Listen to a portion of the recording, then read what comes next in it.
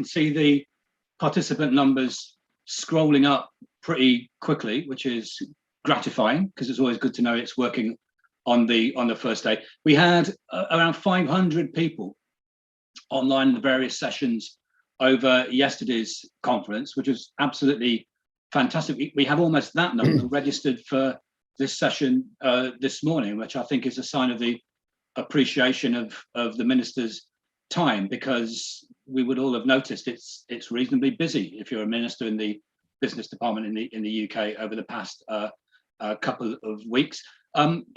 Just very quickly before I get to the introduction to the minister, I should let you know that if you were to go to the NEA website, you'll be able to find and download our new 5-year strategy, which is laid out there. It'll be coming up on an email and a chat kind of box near you kind of fairly soon. So please do take the time to look at it, and you'll see why that we have a theme for today's sessions of the worst first, because for us that's a fundamental priority to get right over the next few years. So as I said, so delighted that Lord Cullinan has made time in a busy diary and honoured the commitment to join us today. For us, it's always very exciting and reassuring to have a minister for energy from the northeast, and Cullinan is a son of Newcastle, and I believe you're in receipt of the vouchers for torment that are delivered for anybody who goes to St James's Park on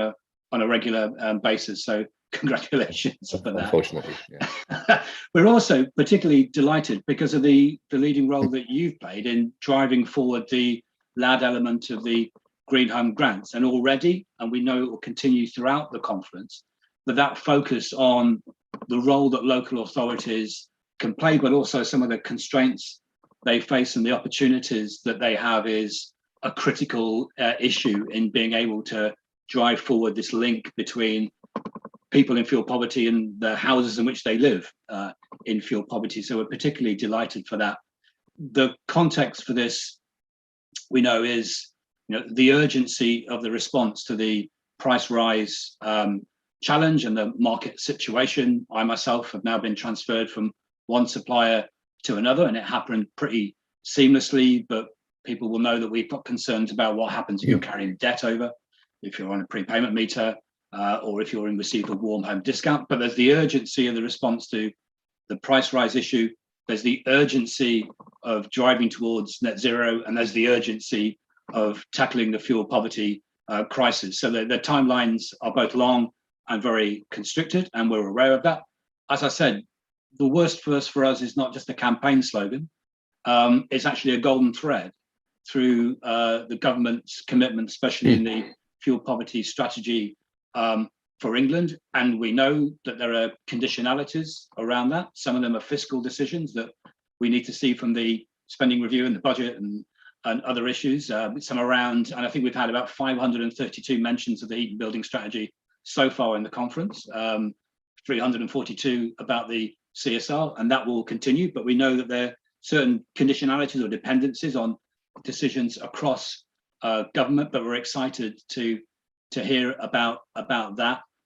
For us, the fuel poverty strategy published by BEIS is probably the most coherent and comprehensive that we've seen for a long time, with all those dependencies and with the money and with the programs, but it really understands how you can put fuel poverty within the heart of net zero, make it real and meaningful in terms of the public health crisis, and understand how we can get to the people in the worst circumstances. So for all those reasons, we're absolutely delighted to invite the Minister. And I should also say that at the end of this morning's session, we have a video from Community Action Northumberland about the challenges that people face off-grid, and because it's local as well as issue relevant to the Minister, we'll pass that on to your team so you can see that later on. So, but without further ado, I'd like to invite Martin Cullinan to deliver a keynote to the conference. Minister.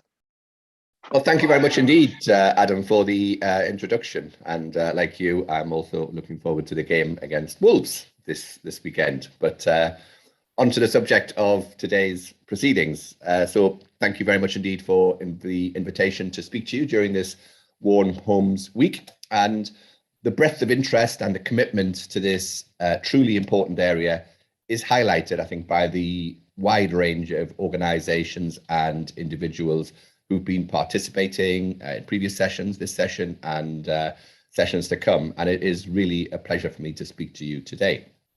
I can see that during the week you will be exploring the problems faced by households, the complexities in solving the issues, and the amazing work that is being done across the country, including the solutions that are being shared. And it is vital more now than ever that we all work together to support those in our country who are most vulnerable. And it has, of course, without doubt, been a year full of challenges. And of course, those challenges are still continuing for all households. But of course, we know that the impact has not been felt equally. The impact of the pandemic on people's health, on their livelihoods, their living situations can't be underestimated. And you will all be acutely aware of the challenges in the energy market as a result of the rising cost of wholesale gas. Ministers, officials have been actively engaging with suppliers and consumer groups, I'm pleased to say, including National Energy Action, to better understand the risks and the issues that we all face. While customers of those suppliers who've got into administration, and we heard Adam's experience, will no doubt have questions and real concerns about what happens next, the fact is that it is normal for companies to exit the market. And that's why we've worked with Ofgem to put in place robust, well-tested processes to manage those exits and to ensure that customers have nothing to worry about when that actually happens. To be clear, customers will stay supplied with gas and with electricity, their credit balances will be protected, and Ofgem will find the affected customers another supplier. And so far, I'm confident that Ofgem has the tools to do the job on behalf of the consumer. The energy price cap, of course, remains in place, protecting 15 million households, including 4 million households with prepayment meters. The voluntary agreement that the department secured for suppliers to support customers impacted by COVID also remains in place through the winter. Whatever happens, we are determined to deliver a competitive energy market that delivers choice and lower prices. Our strategy, our approach in addressing fuel poverty, particularly reflecting on experience over recent years, will be vital in ensuring effective delivery and enabling warmer, safer homes. This year, we have made steps to setting out our future strategy. In February, we published the updated fuel poverty strategy for England, Sustainable Warmth. This emphasised our focus on energy efficiency as a means of tackling fuel poverty in the longer term, addressing homes where possible on a worst first basis, the title of your conference, ensuring that homes hardest and most expensive to heat are prioritised. Further, that our work is, of course, in line with net zero to ensure a fair and affordable transition to low carbon heating where vulnerable households are not left behind. Work has also been ongoing across the devolved administrations, all of whom, I'm pleased to say, remain dedicated to tackling this important issue. The Welsh Government published its plan to tackle fuel poverty in March 2021, setting out targets and actions to address the issue in the lead up to 2035. Continued investment in the Warm Homes programme as part of the plan will continue to improve the home energy efficiency of lower income households in Wales. The Scottish Government is investing at least 1.8 billion in heat and energy efficiency over the coming 5 years, including 100 million in social housing, 400 million in large-scale low-carbon infrastructure, and a minimum of 465 million to support those least able to pay for home energy improvements. Northern Ireland continues to deliver the Affordable Warmth Scheme in partnership with the Northern Ireland Housing Executive and all 11 councils, providing a range of energy efficiency improvements to fuel-poor households. Whilst we cannot, and indeed should not, overlook how difficult this period has been, I would like to highlight the progress that has been made. In recent years, we have seen a significant reduction in fuel poverty in England.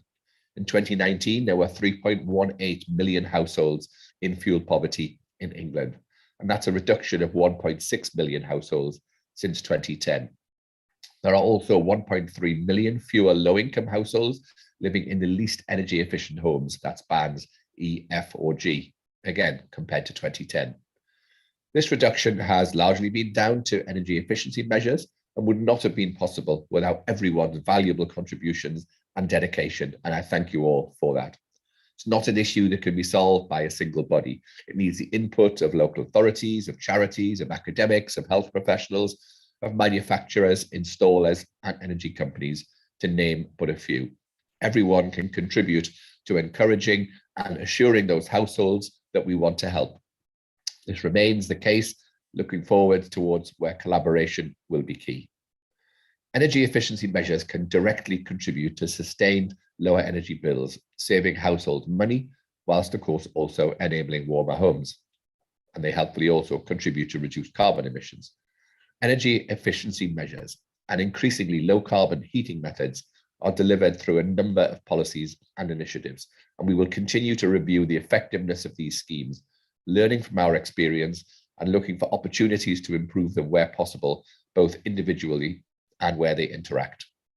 In England, we recently launched the Sustainable Warmth Competition in June, and that brings together funding from the Local Authority Delivery Scheme and the Home Upgrade Grant. Funding will be awarded to local authorities and local energy hubs in England. The focus will be on upgrading the worst insulated, owner-occupier and private rented homes in their areas, supporting the retrofit of measures to existing domestic dwellings with some of the lowest EPC ratings of bands D, E, F or G. We aim to allocate funding from that scheme to successful projects before the end of the year, with delivery starting in early 2022 and continuing through until March 2023. In addition, the Energy Company Obligation, or ECO, as I'm sure you all know it, is an obligation on larger energy suppliers to provide energy efficiency and heating measures for low-income and vulnerable and fuel-poor households across Great Britain. We recently consulted on the next phase, ECO4, which increased in value from the current 640 million to £1 billion per year. In our consultation, we asked for opinions on proposals, including the proportion of the scheme delivered through local authority and supplier referrals, and mechanisms to enable smaller suppliers to participate in ECO. We're currently looking through and reviewing those consultation responses, and we will implement the new ECO successor scheme to begin in 2022. It is key that support energy efficiency upgrades shouldn't be limited according to housing or tenure type, and we are acting to address high energy bills across the board. We consulted on changes to the private rented sector, PRS, energy efficiency standards for England and Wales, and we're currently analysing those responses as well, and we will publish our response to that in due course. In August, we launched Wave 1 of the Social Housing Decarbonisation Fund, to which registered providers of social housing can apply to install energy efficiency measures. This fund will upgrade a significant amount of social housing stock to an EPC rating of C, tackling fuel poverty and reducing carbon emissions in line with net zero. Whilst all of these schemes look to improve the energy efficiency of homes, we all know that focusing solely on energy efficiency is not the solution. We also need more immediate support available to help keep homes warm, especially over the colder winter months. Many of you will be familiar with the Warm Home Discount Scheme, which provides through energy suppliers a rebate to low-income and vulnerable customers. We recently consulted on proposals to expand and reform the scheme in England and Wales, and this would improve the targeting of the scheme to support 780,000 more fuel-poor households, with the majority receiving their rebates automatically. So thanks to everyone who provided views during the consultation period. All the responses received are being reviewed, and we will provide our response to that also in the coming months. So the reformed Warm Home Discount Scheme is in place, ready for next year. Now, let me say a few words on the current energy situation. I recognise the uncertainty for customers if their energy supplier leaves the market, including those applying or expecting to receive a rebate under the Warm Home Discount. In the past, all suppliers of last resort have provided the Warm Home Discount to the customers that they've taken on from failed suppliers who have been participating in the scheme. And we would fully expect suppliers of last resort to continue to honour those obligations. As you will be aware, the government is managing the impact of high global gas prices affecting the UK, which of course is due to a dramatic uptake in global glass demand as economies have begun to reopen as we come out of COVID-19. I can assure you that protecting customers from price spikes is our #1 concern, especially those who are in vulnerable circumstances. The price cap will continue to protect 15 million households in the UK, and the warm home discount, winter fuel payments, and cold weather payments will continue supporting millions of vulnerable and low-income households with their energy bills. We have clear processes in place to make sure that all customers are supplied with energy. When an energy supplier typically fails, Ofgem appoints another supplier to take on serving customers, and there is no interruption to their supply. I'd like to stress that we have more than sufficient capacity to meet demand, and we do not expect supply emergencies to occur this winter. As we look to the broader challenges ahead, particularly as we consider the changing climate and delivering on our net zero agenda, we must also look to the opportunities.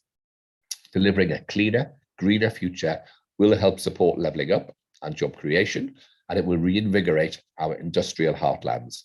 Supporting and prioritising fuel-poor homes where possible during this transition should enable those in fuel poverty to be among the first to benefit. At this time of significant change, we must consider the needs of every household to ensure that we can offer the right heating solutions and, of course, the most impactful energy efficiency measures. It is vital that everyone is able to access useful, clear information so they make informed decisions and that they get the most out of the support that is available. So let me finish by thanking Adam and NEA for giving me the opportunity to speak to you today. I wish you all the very best with Warm Homes Week and the wide-ranging discussions that you have on the agenda. I hope the information that I've been able to share with you today has been helpful to give you a feel for our priorities and our ongoing commitment to this vital agenda. Thank you very much indeed. Thank you so much, Minister. And I think we've got you for a little while longer for a few questions, and I will apologise in advance if Lambeth Refuse Collection Services intrude upon this conversation. They're being pretty loud at the moment, but hopefully it won't come in. A number of themes have come through already in the conference, and we know they're going to be raised later in the session, and none of them will surprise you. So perhaps I could just try to summarise a couple of them and put them to you. First, in the immediate response to the price rises, not just the challenge with market structure and intensity of composition and people going out of business. My experience in solar has been pretty smooth so far, but three issues, I think. The first is whether government we welcome the extension and the expansion of warm home discount and eco. It's great news and it's focused on low income consumers, but whether government is thinking about whether there's a more immediate, more urgent intervention that can be made around price support. I won't push the universal credit uplift, that's a different department and different range of issues, but something around, can we use warm home discount in a shorter term way over winter, maybe even a way that helps fuel poor households in Northern Ireland. The other issue I think that's coming out, because you're absolutely right about the joint trajectory of warm homes through energy efficiency and clean heat through heat pumps, a lot of movement, a lot of conversations around policy costs existing on electricity bills, things like the green gas levy, kind of how that might go. But I'm also really interested in your personal experience, because you did drive the engagement with local authorities through LAD, about where you see the real challenges and opportunities for local authorities to play a much bigger role. So I guess the three questions are: any chance of more immediate short-term support? Is there a serious consideration of what we do on policy costs and the way they affect low-income fuel-poor households, especially on electricity, so we can get more heat pumps? And where do you see the real opportunities for local authorities to grow? Okay, a number of questions there. First one, probably best answer that by saying we keep all of these things under review. This is a fast-moving situation. My Secretary of State, I can assure you, is fully engaged in this. He spent the whole of last weekend and most of this week in meetings with the companies and with fuel suppliers, etc. So, this is getting attention at the very top levels of government. We keep it under review, and we won't hesitate to take action if we think it's necessary. Remind me of the second question. Very quickly, I mean, the second question is there's a huge amount of discussion, and I think it's overdue, about the relative weight of policy costs falling on electrically heated homes, and whether it's an impediment to driving through heat pumps in a way that won't adversely affect cost-wise low-income households. Yeah, I mean that of course is a very important point. We're aware of that. It was referenced in a number of our strategy documents. Something that the Treasury are looking at the moment. You're of course perfectly right that because of the decarbonisation costs, particularly changing the energy systems, subsidies for renewable power, etc., a lot of the policy costs at the moment are loaded onto electricity bills. And with the exception of the green gas levy that you mentioned, there's not much on gas at the moment. And ultimately, of course, we're well aware that people respond to incentives, and that we need to make sure that we incentivize the electrification of heat rather than the gasification of heat. So we're aware of that, and we will be saying something about that in the net zero strategy, which will be published before COP. Thanks, Minister. I am interested in your thoughts on local authorities, but I think Local a couple of authorities. questions. Yeah, Perhaps now, yeah. Local authorities have been doing an absolutely fantastic job during the pandemic, and as you say, I've been engaging with many of them on a number of our schemes, whether it be social housing decarbonisation fund, whether it on the demonstrator and the ongoing post of it, and also the local authority delivery scheme. And with all the publicity that went into what wasn't our finest hour, which was the Green Homes Grant voucher scheme, spent a lot of time on managing that. Everybody sort of almost ignored the successful parts of the stimulus schemes, which of course the public sector decarbonisation scheme, but also the local authority delivery element of that. And through the 3 phases of LAD, many local authorities have delivered in partnership with some of the big energy suppliers as well. Many of these schemes were facing 1 or 2 difficulties with some local authorities in that there are problems in the supply chain. Clearly, COVID is still having an impact, and some of the schemes have been delayed in terms of their completion dates. And we've given permission to some of the local authorities to extend the delivery timescale of the projects. But in general, they're doing a fantastic job, and I commend them for that. But please, those of you who are listening from local authorities, keep feeding back to us any difficulties that you're experiencing, particularly in the supply chain, which we're very much aware of. And that is the fundamental problem that we're facing at the moment across all of these different schemes. Of course, it's many of the same installers that are working on all of them.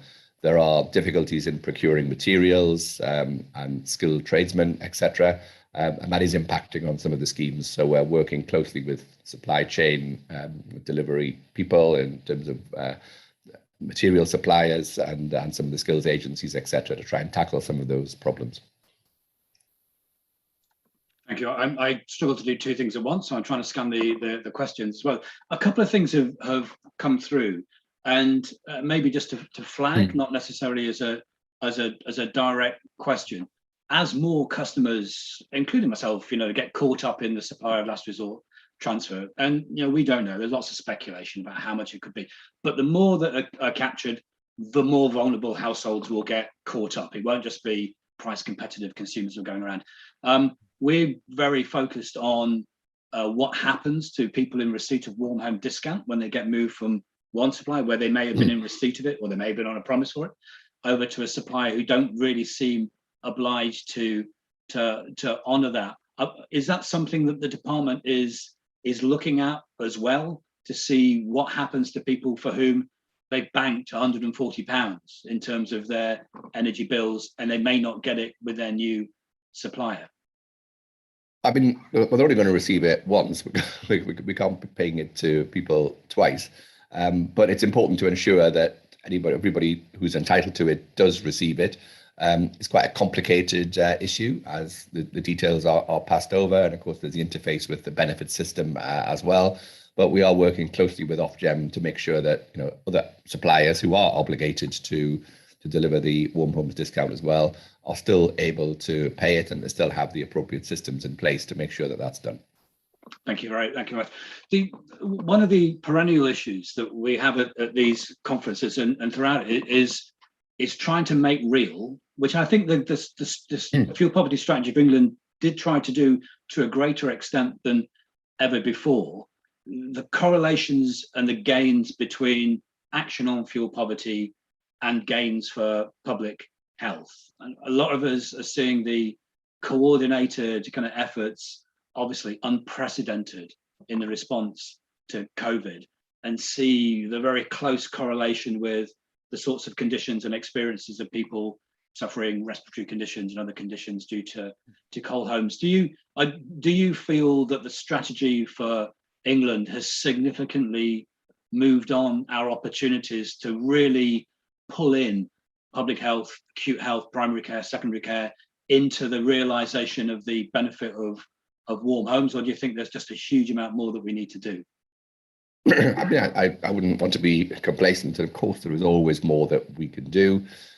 We, unfortunately, like everything else in the public sector, we're subject to resource constraints, and we'll see from the spending review, what resources we're given to continue to implement these schemes in the years ahead. But you're absolutely right, and there is a definite link between respiratory conditions, health problems, etc., and people living in cold homes, and that's why I'm particularly pleased about the number of households living in fuel poverty is dropping, and that we are being able to implement many of these schemes. Ultimately, the problem with rising gas and fuel prices internationally is to use less of them, and that's why there's a lot of debate about low carbon heating and what kind will you use, and will we use hydrogen, or will it be heat pumps or heat networks, etc., and all that's very important.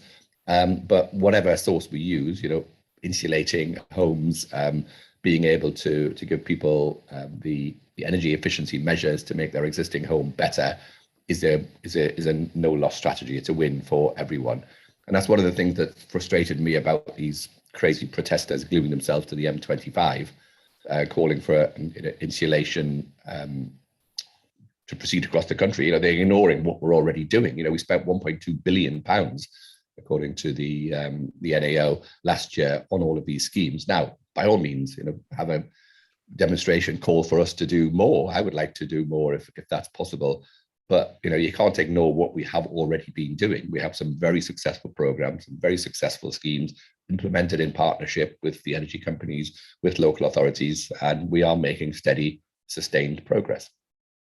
That is true. We know there's a huge amount more progress to make across sectors. We have a session later on about what we've been able to do and what more we might be able to do in the social housing sector, not just with the decarbonisation fund. Tough nut, owner occupiers, but also private landlords, both in terms of requirements, regulation, and incentives to do it. I think we've spent countless years at conferences like this trying to how do we get into the heads of good landlords and get into the requirements for not so good landlords. You said you're responding to the consultation. Can you give us a little bit of insight about kind of where you might be going with that?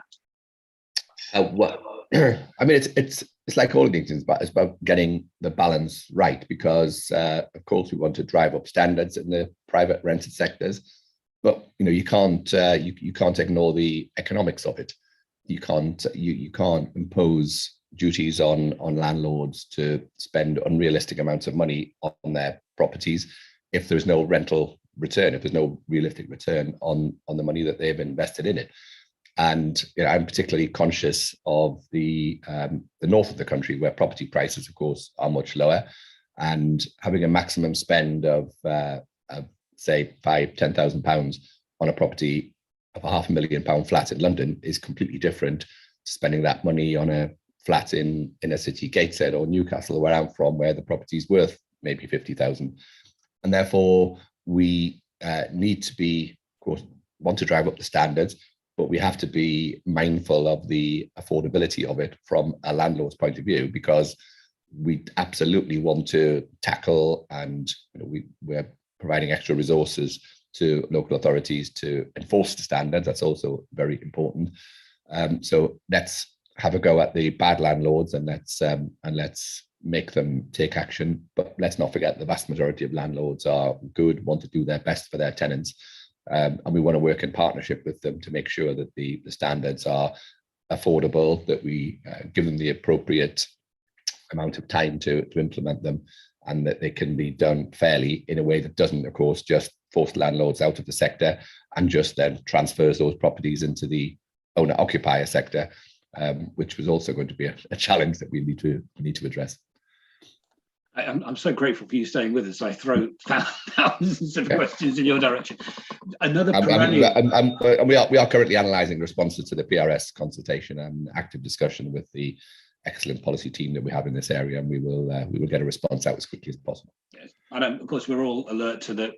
Private landlords are a tough nut, but the scale challenge is in homeowners, in home ownership, and how we can support those. Can I just throw a couple of other kind of issues your way? So NEA, we've been huge supporters of accelerating the rollout of smart meters to people on prepayment meters. I think we're going to see a few challenges as people on prepayments move from one supplier to another supplier, data transfer, migration, possibility of it.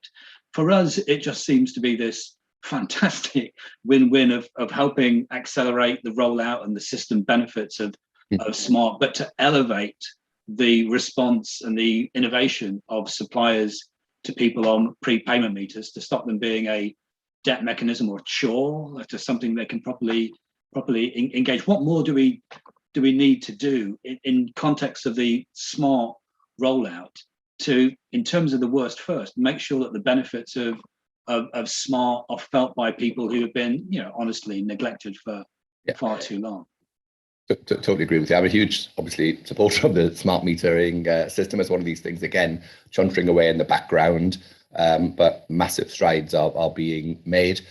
I think the big innovation that we've got coming up shortly, and I met with the DCC recently, is the migration of all the, to use the jargon, the SMETS1 meters, which have become dumb. So if you have one of the original SMETS1 meters, and you're originally put in with your supplier and you move suppliers, and some of them have then stopped operating. They still operate as a meter, but they've stopped operating as a smart meter, whilst we wait for the DCC to roll out the migration of all those now dumb SMETS1 meters onto the national system. And that should roll out before the end of the year, I am assured, by the DCC. So that will certainly help in reducing my complaints post bag, which I get regular letters and complaints, quite rightly, from MPs and their constituents, complaining that what they thought as a smart meter no longer operates as a smart meter.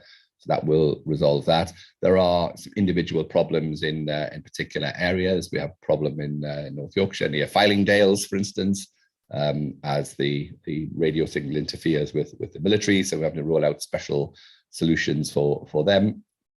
And the whole program was put back by COVID, of course, when suppliers couldn't get into people's houses to install them.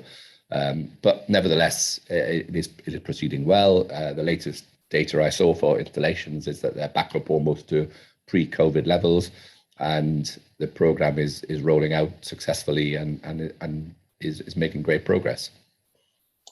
I've resisted or tried to resist the urge for special pleading up until this point, and I can't do it any longer, I'm afraid. So there's lots of organisations, NEA members, people on these calls who are frontline advice and support agencies who've just come through a terrifying 18 months of COVID, with the nature of the challenge, the scale of the challenge, the link between resources and what you can do for clients. And we look at the winter, to be honest, with the price rises and with the prospect they may continue likely to continue in April. And we're trying to figure out what it is we're able to do. Can we provide anything close to an adequate response? So the special pleading, I guess, is we're delighted that warm home discount gets expanded and extended, although to which suppliers is an open question now. The eco gets expanded, but just a special pleading for the need for and the pressures on the advice and support sector for vulnerable households, especially financially vulnerable households, is going to increase exponentially and probably beyond the scope of any increase to industry initiative, the core funding mechanism. So it's just simply a special pleading that if we increase rebates and the scale and the extent of them, we just have to make sure that we do all that. Advice and support services are there as well. Yeah, no, I get that. I can't make commitments at the moment, as you can understand. We're waiting for the bids of our spending review, the bids that we put into the Treasury, and we're waiting for the Chancellor to opine on what would be a difficult spending round. Let's be frank about this.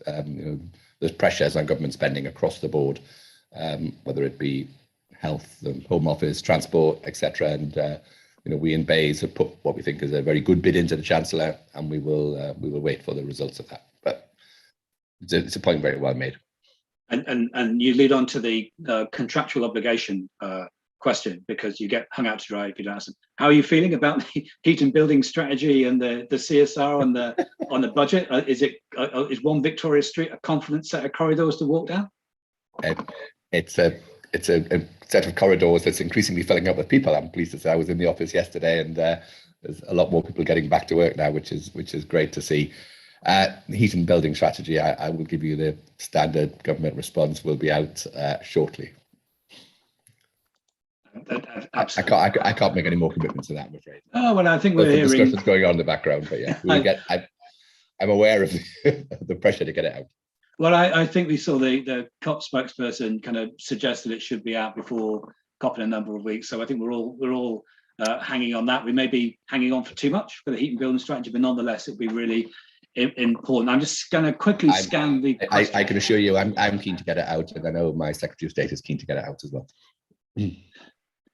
On that, I think I just want to thank you again for making the time, because we are aware of the huge range of issues. I mean, we all power to your elbow. We're trying to drive through the heat and building strategy and the programs and win the obvious arguments across government departments about the funding of it. I think there's lots of organisations here who are keen to help and push possibly government, regulator and suppliers to make sure that some of the gaps in the market transition through the price, through the wholesale spike, are filled, and that we do whatever we can to make sure that pray God, mild winter is not as traumatic as it might otherwise be. But thank you so much for your time. Thank you for taking so many random questions thrown at you. We hugely appreciate it.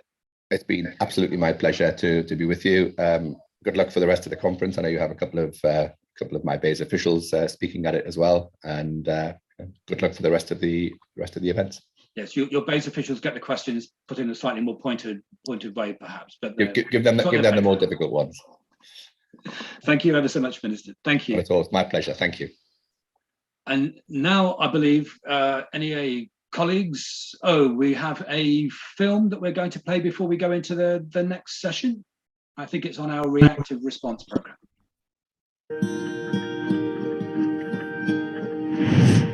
Bethany's boiler had been broken for as long as she could remember. Unable to afford to fix it and suffering with chronic fatigue syndrome, Bethany was struggling. She felt isolated, anxious and hopeless. Whenever she needed hot water, she'd have no choice but to boil the kettle, time and time again. The Cadent Foundation wanted to make a difference to Bethany and the thousands of other people like her in challenging circumstances. Because for people on a low income or in a vulnerable situation, repairs and replacements can be distressing, especially when Cadent engineers are called out to gas emergencies and need to disconnect the gas supply to keep people safe. So the Cadent Foundation partnered up with National Energy Action, a change-making, fuel poverty and energy efficiency charity, whose aim is to ensure that everyone is warm and safe at home. And together, we launched Reactive Response, a referral scheme that enables Cadent engineers to identify vulnerable and disadvantaged households. This could be when an engineer visits someone's home or street to deal with a gas escape, or during doorstep visits to inform customers about planned engineering works. Once the engineer makes a referral, NEA can assess, assist and arrange the repair or replacement of gas appliances, free of charge. Ben, a Cadent engineer, recognised that Bethany needed help and contacted Reactive Response, who arranged the repair of her boiler, giving her heating and hot water for the first time in years. It was like a weight had been lifted off her shoulders. Her aches, pains and exhaustion no longer made worse by tiring trips to the bathtub with a boiling kettle. Bethany says Reactive Response has completely transformed her day-to-day quality of life. But the journey doesn't stop there. Together, we go the extra mile every day to make a long-lasting difference to people's lives. NEA also helped Bethany apply for the Warm Home discount, get a benefits entitlement check, and sign up for the Priority Services Register. This extra support has helped Bethany feel more calm, comfortable, and confident about the future, her future. And we're continuing to do the same for many others in vulnerable situations too. Reactive Response, building better futures.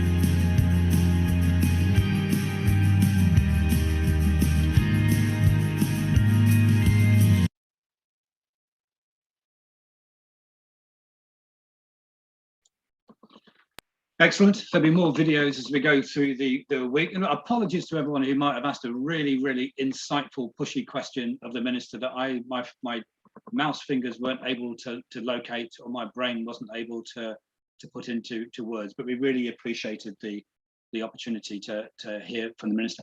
The next panel is addressing the issue of the worst first, which is enormous in scope and made up of huge numbers of different moving parts. Who are they? Where are they? How do you understand their needs? Is it the people? Is it the people in their homes?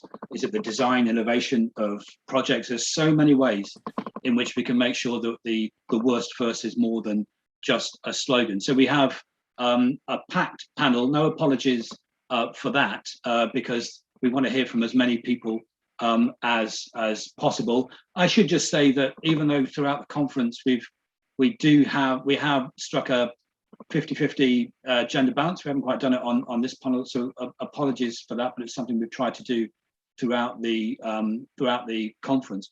As I said at the beginning, the worst first is a key theme in our strategy. It's a golden thread throughout the government's fuel poverty strategy for England. It's something which informs and drives a huge range of other activity. What does it mean for us in our particular part of the energy market? But we just need to find a way of being more explicit, I think, and assertive about what it means in program design, what it means in targeted support, what it means in energy efficiency programs, what it means in terms of innovative solution to network constraints and resilience, what it means in terms of advice and support that's available, what it means in terms of innovative market offerings, tariffs, energy services. It's something which we believe should be at the beating heart of everything that happens, either in the name of market innovation and delivery, in the name of just transition for net zero, and certainly in the name of government programs to eradicate fuel poverty, along with the achievement and the drive towards net zero. So hugely important for us. I'm delighted that we've got a big range of speakers. We're going to start off with Matt Copeland, who's head of policy and public affairs at NEA, to try to outline what it means for us. Johnny Marshall from Resolution Foundation have been doing some fantastic work, particularly throughout COVID, and now with a big squeeze into the frame of the energy price spikes. We've got James Kerry, and we told the minister it's where all the really tough questions get asked about the HUGS scheme, and then really delighted that we've got Laura McGady from Energy Saving Trust, the head of energy there. Matthew Lipson from the Energy Systems Catapult. Again, fantastic work in terms of you start with the people who inhabit houses rather than just the properties. What do they need? How are you going to serve them? And then Joe Parrott from Citizens Advice, again, who've been doing absolutely some sterling work in terms of how to make the transition, if not easy, at least a bit more seamless for householders. So a great panel. We're going to start with Matt. If you would uncloak yourself from on your screen, there you are, and start with you. Matt, over to you. Thanks, Adam. And I'm so pleased to be able to speak at this really important session. Yesterday, during our Decade of Delivery plenary, the question was asked at the end, a decade of delivery, but for who? And that is the question that we're trying to ask today, or answer today, sorry.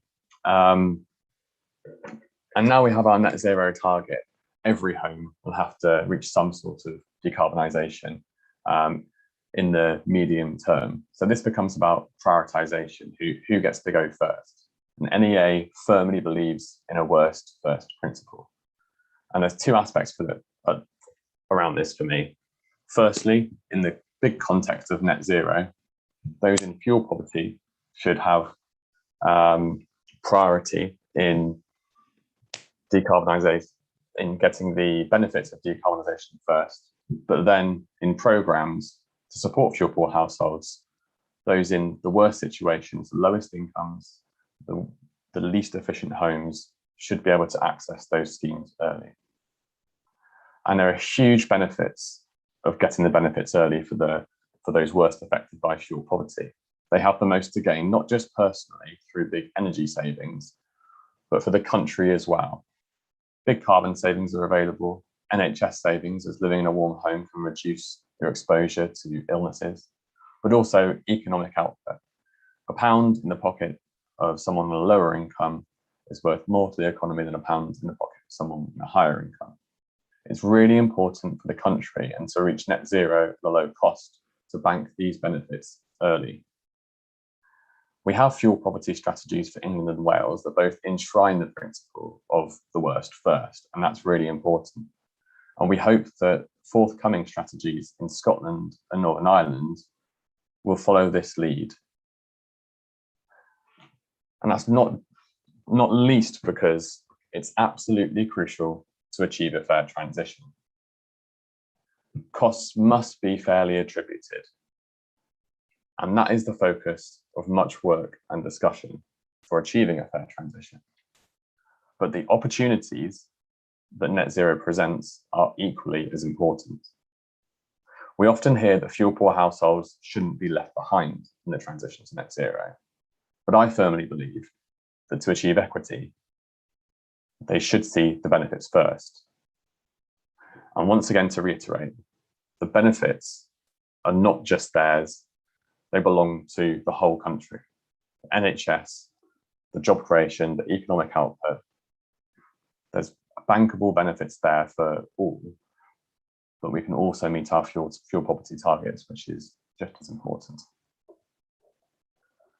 So then we come to the question about what needs to happen to put the worst first and to achieve this just transition. And NEA's got some ideas for what needs to happen, the tests that we need to meet.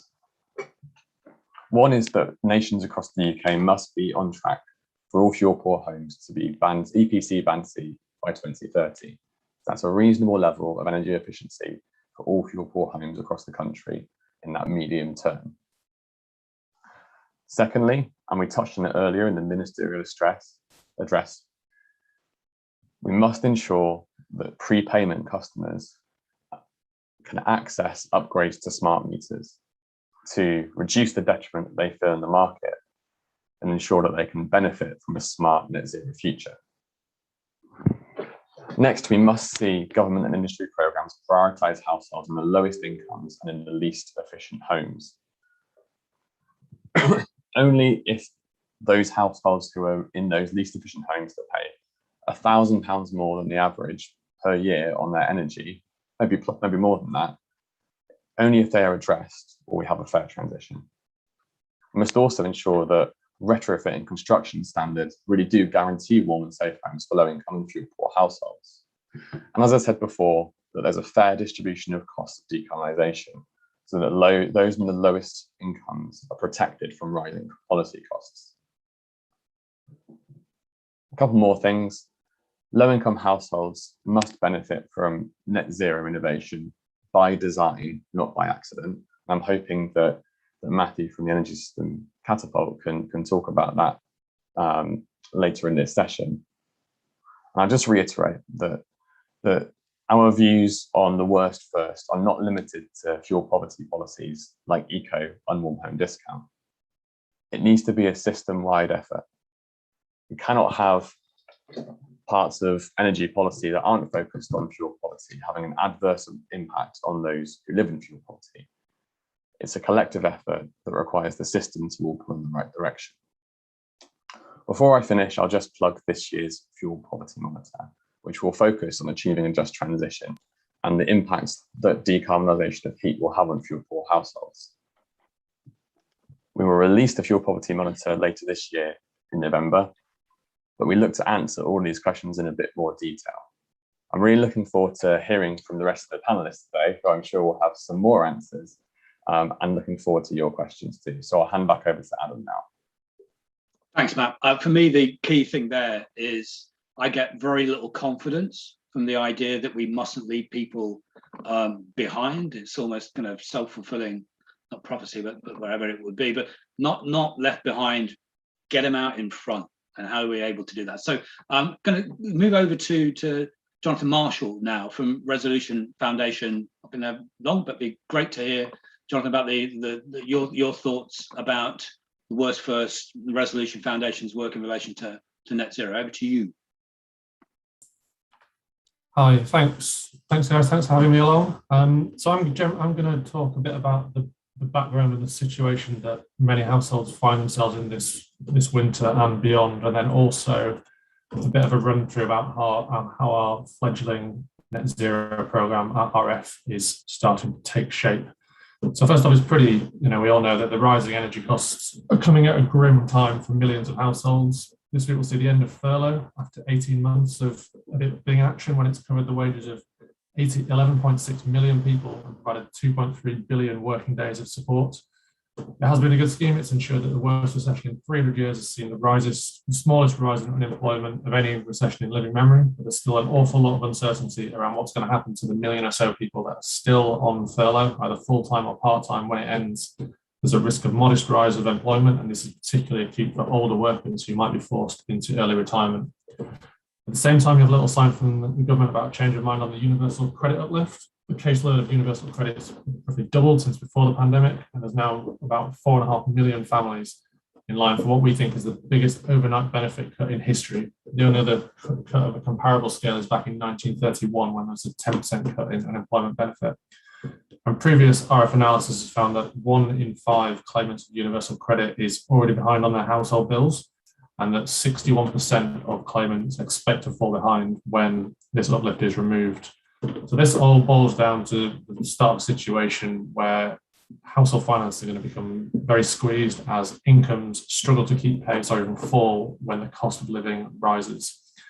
Energy price increases come at a time when inflation is generally increasing. The Bank of England forecasts show that inflation could reach 4% next year, which would be huge pressures on finances. And the Bank of England also only forecasts average wage to increase by 1.3% from this month until April next year. There are also estimations of how much the price cap could increase next April when higher wholesale prices filter through again, adding an extra £3 a week onto energy bills. So onto energy bills themselves. So the government line for rising energy costs has always been that households should switch supplier, move to a fixed term deal to avoid what have historically been more expensive standard variable tariffs. But previous English household survey, housing survey work has shown that it's the higher income households that are more likely to switch. It's households in full-time work that are more likely to switch, and households paying for bills by direct debit are more likely to switch. This all boils down to lower income households being more likely to be impacted by the price cap as it rises this week. This increase is even higher for families on prepayment meters. Some work we did recently found that it's around 4 in 10 claimants of universal credit are on prepayment meters, compared to just 1 in 10 for the general population, and that around 30% of prepayment meters are in fuel poverty, compared to just 10% of those on direct debit. There's also a near totality of prepayment meter customers are on standard variable tariffs, which means the impact of the price rises this week will be particularly acute and felt as soon as possible. And also, more prepayment meters are on debt repayment plans, which can add up to £16 a week onto energy bills. So this all adds to more exposure for the most vulnerable households to volatile energy prices. On the housing, so there is data that shows housing generally, albeit slowly, is becoming more efficient, but the distribution of this isn't particularly encouraging. So some work we've got coming out this Thursday shows that although the general efficiency of England's homes is improving, it's improving quicker for those at the top of the income distribution than for those at the bottom, which, considering this is over the past decade or so, and considering that the majority of efficiency policies over this time have been targeted at lower income households or fuel poor households, this shows just what a sorry state this policy offering is. There'll be more on this in our report coming out Thursday morning, so keep an eye out for that then. But it does sort of help to bring home the fact that we're not improving our homes to the rate that we need to, and that the focus of this isn't where it needs to be. And some other research out this week showed the immediate and real impact of bill increases by different housing efficiency. So a gas bill for a family on a standard variable tariff this week in an A or B rated home will increase by about £75 a year as the price cap goes up. Whereas a gas bill for a family in an ERF rated home will go up about £130 a year. So this again shows the importance of improving our homes to protect British families across the income distribution from the risk of volatile fossil fuel prices. And then finally, just on some stuff we're doing at Resolution Foundation. So Net Zero is a new programme of work. It's only been up and running for a couple of months, but it'll be going for months and years to come. And we're going to be looking at analysing how the net zero transition has worked so far for low and middle income households and how it can be made more inclusive in the future. Housing is obviously a major area of this. It's a major cost identified by the CCC. There'll be a lot of money needed to insulate homes and to move to clean source of heat, but we'll also be looking at other areas of consumption, on jobs, on labour markets, and on much, much more. So we do have our first net zero focus report coming out this Thursday.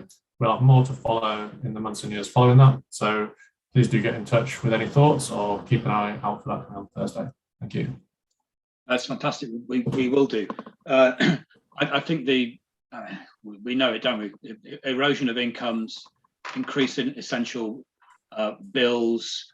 Minister kind of rightly identified to the decrease in numbers of people in fuel poverty over recent years, but it's fluid, it's ever more fluid, and it's flowing in the wrong direction because of the combination of factors. And if old money calculations in terms of what's the percent, what's the actual rise in numbers of homes in fuel poverty with a 1% rise on prices, just taking into account the price rise that we have coming in effectively on Thursday, it's around 500,000 households. So it just takes that volatility in the market and the volatility in incomes to reverse a huge amount of good work. And on that, I'm going to move on to James Carey from Bayes just to talk through kind of some of the issues, I think particularly around the hug schemes. James, is that right?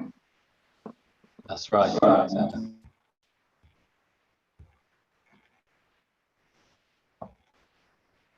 Just get my slides up on full screen.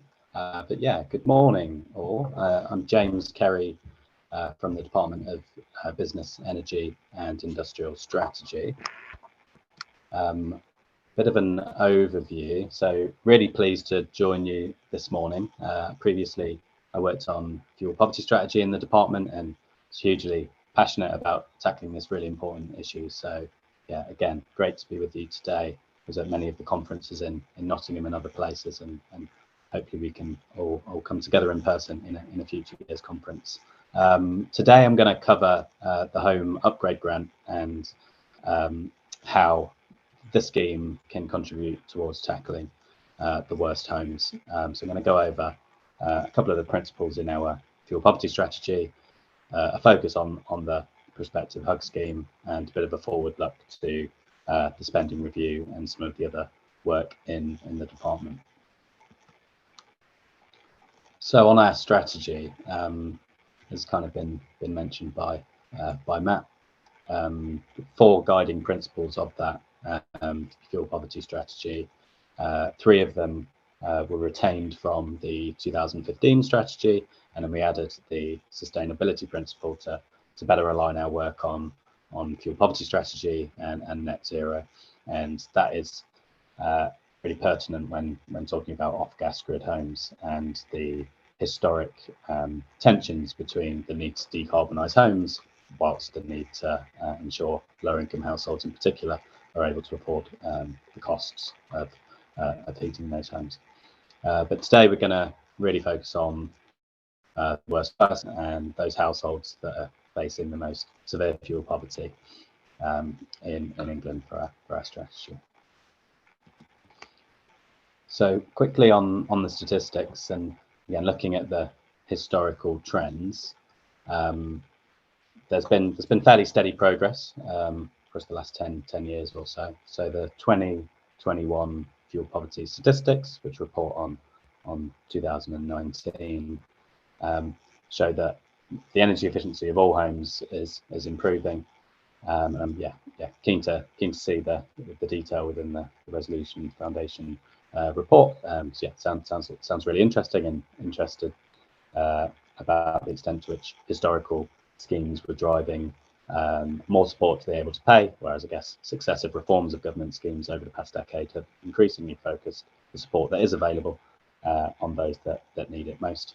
And we've been trying to strike a balance between ensuring that we do focus that support on the lowest income households living in the least energy efficient homes. And you can see here that across the E, F and G cohort of low income households from 2010 through to 2021, there's been a 66% reduction in the number of E, F and G low income homes. And that's fairly consistent when you look across E, F and G. So it isn't just that E rated homes are kind of blurring those results for other EPC bands. D rated homes have seen a reduction also, but that is much more modest at 10%, which I think is showing that albeit there is always a aspiration for laser targeting of these schemes, and to what extent can we focus exclusively on the very worst homes, this is showing that good progress is being made of ensuring that the worst homes are getting supported first rather than being left behind.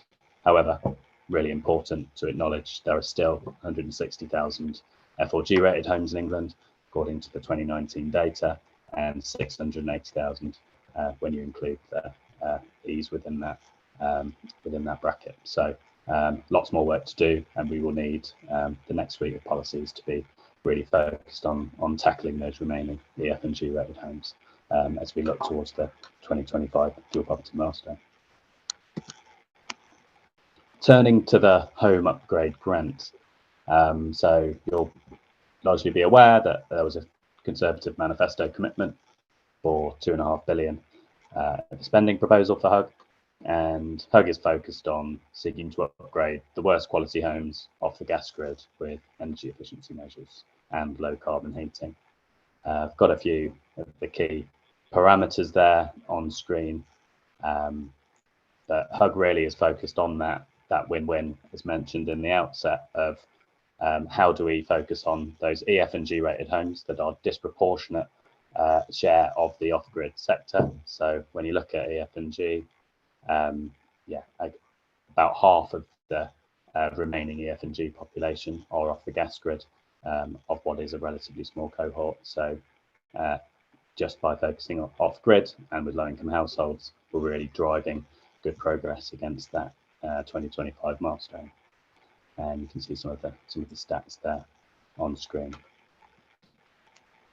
So a couple of design principles we've embedded in HUG 1. So as the Minister mentioned in the outset, we launched the Sustainable Warmth competition in the summer, and local authorities have been doing a great job with our LAD schemes that we set up last year, and we're seeking to build upon that with the Sustainable Warmth competition, where we have a third phase of the LAD scheme alongside the first phase of HUG. So HUG was allocated an initial 150 million at SR20, and yeah, we launched that competition for local authorities this summer.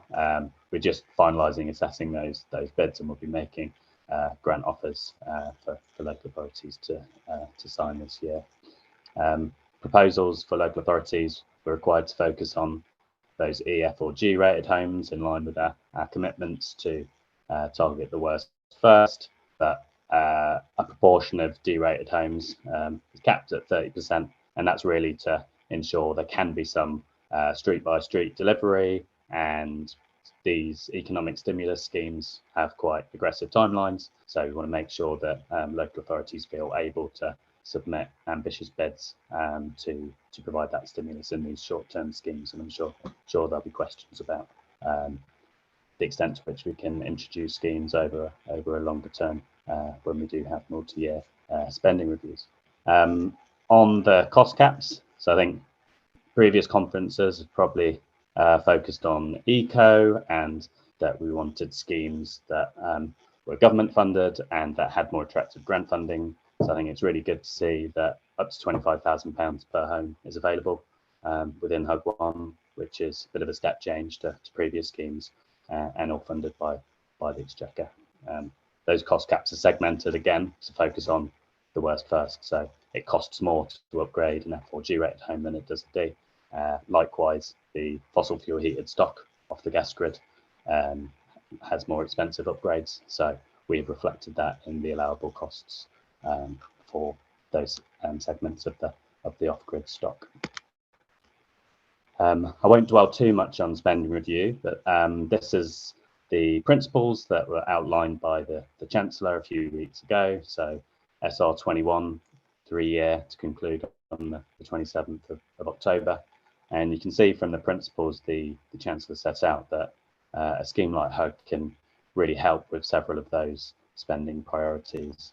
So certainly on playing a role of helping the transition to net zero with a focus on off-grid clean heat and opportunities to level up the UK. And we've been seeing a really good geographical spread within our LAD and Hug 1 schemes. So next steps. So as mentioned, currently assessing and finalising approvals for the Hug 1 bids. And yeah, local authorities will be able to kick off delivery of that early next year, and that will roll through to March 23. We're looking at the longer term, so the spending review 21 concludes in late October, and subject to a successful outcome there, we'll be able to proceed with plans for hopefully Hug and the Social Housing Decarbonisation Fund to set out longer term support through the 2020s alongside the reformed eco scheme. As has been mentioned a few times already this morning, as part of that future setting of policy, we'll be looking to set out our plans in the heat and building strategy and the net zero strategy, and we are hopeful that those documents will be out there ahead of the UK presidency of COP in Glasgow on the 31st of October. So yeah, that's it from me. Thank you all very much.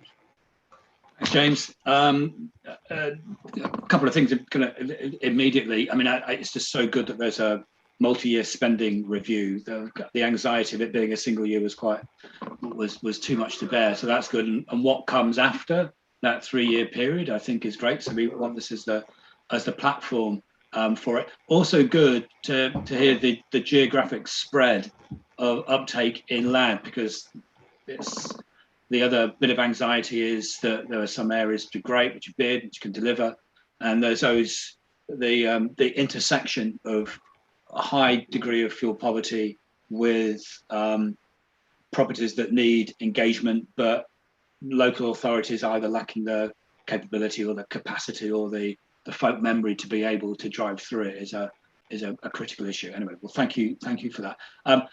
Next, Laura McGady from Energy Savings Trust. I just think that the advice element of this is just absolutely critical and easily overlooked by people who are understandably fixated on tech and on kind of measures. Anyway, delightful that you're here, Lauren. Over to you. Thank you very much, and I'm going to attempt to share a presentation, so I'm going to hope this works. You can tell me if you can see this now. How's that looking? Any presentation showing? Beautifully done. Yes, beautiful. Yeah, Perfect. brilliant, perfect. Okay, so thank you very much for inviting me to speak today about a fair transition to net zero, which at Energy Saving Trust we see is absolutely critical, that tackling fuel poverty is essential if we're going to see this, and that's why our focus is on both reducing carbon emissions and fuel poverty. So I was asked to speak today a little bit about our experience of supporting households with advice on energy efficiency and renewable technologies. I'm then going to try and draw out what we see to be some of the essential ingredients of successful home improvement that both reduces carbon emissions and fuel bills. And then I'll say a little bit about some of the work that we are doing and hoping to do to that end. So first of all, we run a programme in Scotland called Home Energy Scotland, which is funded by the Scottish Government. It's a network of advice centres that covers the whole of the country, and it reaches out to householders to give advice by phone, in home, at events and digitally, and we speak to tens of thousands of households a year. And I would have to say the thing we've learned is that listening to our customers is the most important skills our advisors have.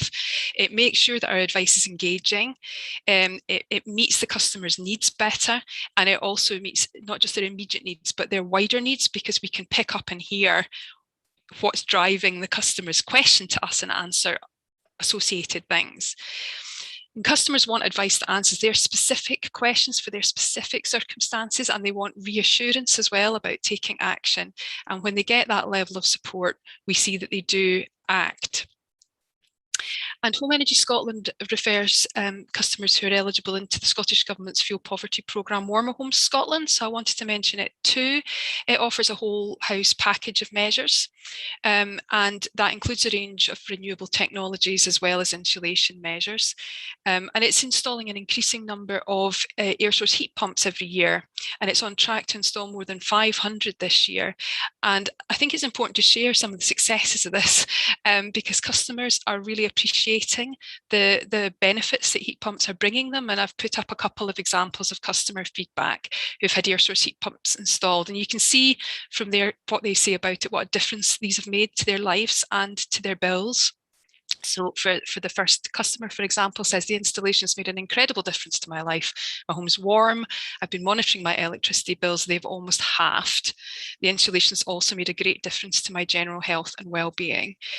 So you know, air source heat pumps are the most readily available, scalable, reliable, low carbon heat technology that can be delivered to homes. So they have got an important role to play in tackling fuel poverty as part of a whole house retrofit, with all the support and advice that goes along with that, because it's getting everything right that's important. So these essential ingredients as we see it, first of all, and most importantly, the support needs to be free to people on low incomes. Whatever support is made available has to be affordable to that household. So for those people on low incomes, that means it needs to be free. As I said, personally tailored advice is essential to making the net zero transition work, and it needs to be delivered through the right channel for the customer at the right times, and it has to be ongoing. It can't just be a one-off and think you've ticked that box, and it has to cover behaviour change. And engaging householders is so crucial. So everyone in Scotland has access to this kind of support through Home Energy Scotland, which is very effective at engaging householders and supporting them, but there's definitely a need for more support to householders in England. And where an installation is happening, customers need to be supported through that, including afterwards, and advice needs to be on hand to answer their questions, allay their concerns, and needs to be really clear in communicating what the changes are that are going to happen to the house, so they know what to expect. We need to see building fabric being brought up to the right standard, because energy efficiency, as a few speakers have said already, has to come first, because that's how we reduce the heat demand in the property. And the design absolutely has to be right for the property, the people and their energy use. And it has to be compiled by a qualified, accredited and experienced engineer. And we need to get all of these things right, because without them, we know that that you can end up with a system that is not going to save the customer money and may end up even costing them more.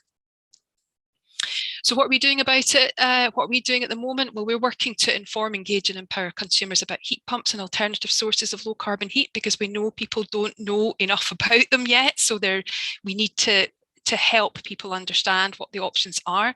And for example, we're developing a lot more advice on heat pumps to meet householders' needs, and we're going to be releasing that through all our various communication channels. We're supporting advice providers. So for example, in Scotland, we've developed advice for households who are on restricted electricity tariffs with electric heating in response to a need that was identified in research by Citizens Advice and Energy Action Scotland. And we provide free training and resources on this complex area of advice to local advice organisations, and we're keen to do more of that kind of support to local organisations to help them deliver advice in their areas. And we're continuing to develop our advice tools and services to reach and support more households. We know the pace of change has to ramp up, so we're ramping up, and our aim is to reach at least 1.5 million households this year and 3 million by April 2024, and to support those at least 30% of those households to take action. So thank you very much. You caught me unaware, so I had to reach for my mouse. So thank you so much for that. A couple of things that immediately stand out. I mean, I think we're absolutely with you with the not just the free installation, but the importance of advice, just so you can understand the issues that people face, and you can feed it back into the development and design of programs that respond actually to human beings and their level of awareness and confusion and befuddlement about what's going on and what might be in their best interest, which is absolutely right. And also the challenge about for the likes of NEA and Energy Savings Trust, advice about energy, it's not so challenging. There's areas, but for general advisors trying to help low-income householders to give technical advice or specific about energy efficiency, you're worried about understanding the conditions of the home and giving the wrong advice and making it work and adding confusion. So the standard of advice designed for general advisors, I think, is really important. Anyway, I'm going on too long. Thank you very much, Laura. And if I can now turn to Matthew Lipson and the Catapult have done great work, really quite inspiring work about starting from where the human being, not just the transactional customer, but the householder who's interested in a warm and affordably powered home. I think it's been absolutely marvelous. That might not be what you're talking about, Matthew, but I just thought I'd say that anyway. Anyway, over to you. Thanks, Adam, and inspiring to hear about all the other work that's going on from the other speakers. So, of course, we've got to make sure everyone can afford the energy they need this winter, despite the imminent gas price rises. And I guess I was going to say that we also need to look a little further into the future, because focusing on the near term is like running with your head down, staring only a few meters ahead of you. The faster you run, the bigger the danger of running straight into something you didn't see. So how can we make sure everyone can afford the energy they need today, but also tomorrow? How can we build a fairer future? That was what I was asked to talk about. So I hope the slides work. So we know we've got to get to net zero, and that's going to involve major change, millions of heat pumps in our homes, millions of electric vehicles on our streets. There's only a few 100,000 of each of those today, and the electricity prices could vary much more with the weather. After all, renewables are going to cost almost nothing when the sun's shining or when the wind blows. So there's talk of smart controls that could heat our homes and charge our cars when the prices are very low, saving everybody money. But will that utopian future work for everyone? What about the millions who can't use the internet, don't have enough savings to buy the kit they might need, or enough room to park an electric vehicle off the street by their home? What about people who aren't confident enough to switch to the latest new tariff? People who are already confused by their energy bill? If we want to make sure that the future of energy is fair, we're going to need to use the power of innovation to make sure everyone benefits from this switch to net zero. And that means going the extra mile, going beyond early adopters, because innovation is much broader than technology enthusiasts posting about Teslas on Twitter. If we're really honest with ourselves, we don't even have all the answers today. It's already quite hard to find people who need help and to give them the support they really need. And it could get harder. Things could go wrong. We have to try and preempt and prevent the risks that I just spoke about. from coming to fruition. And that's why at the Catapult, we created the Fair Future programme, which is typically led by my colleague Rose Chard, but sadly she couldn't be with us today. And in a nutshell, our Fair Future programme is about working with others to make sure low carbon energy policies, products, services work for everybody. And that includes people on low incomes, of course, and other vulnerable consumers. Now, I'm not going to pretend we have all of the answers, but we do have a process for finding them out. It's quite simple, really, and it's formed the basis of innovation best practice for years. So when Bayes asked us how innovation projects could enable low-income and vulnerable consumers to benefit from the smart energy system, we looked at a ton of previous projects to see if they followed this approach.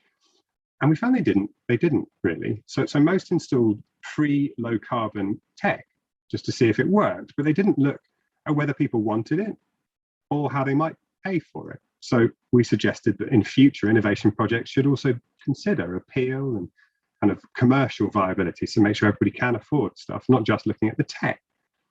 Now, innovation normally involves 3 simple steps to do that: discovery, alpha, and beta. So you might start by discovering what are the problems people face and how might technology help them.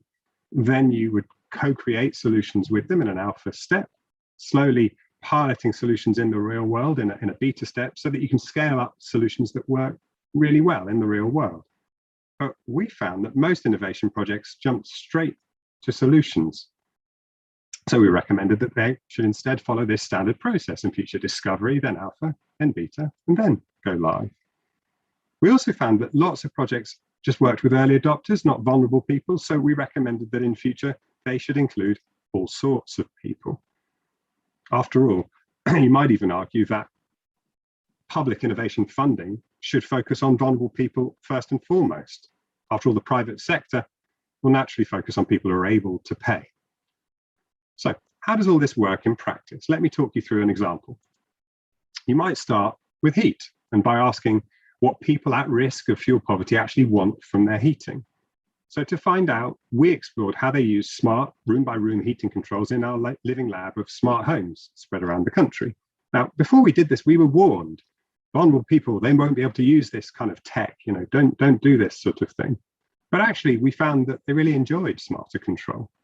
They liked the convenience of being able to control their heating from wherever they were, the simplicity of a much easier to use interface, the savings from turning heat down in rooms that they rarely used, and the improved comfort from making sure the rooms they were in were nice and warm.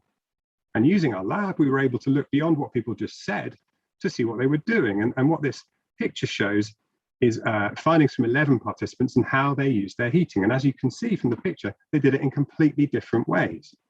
So the red circle shows how many hours they used, the number shows the average temperature they set, the green bar, how many rooms they heated.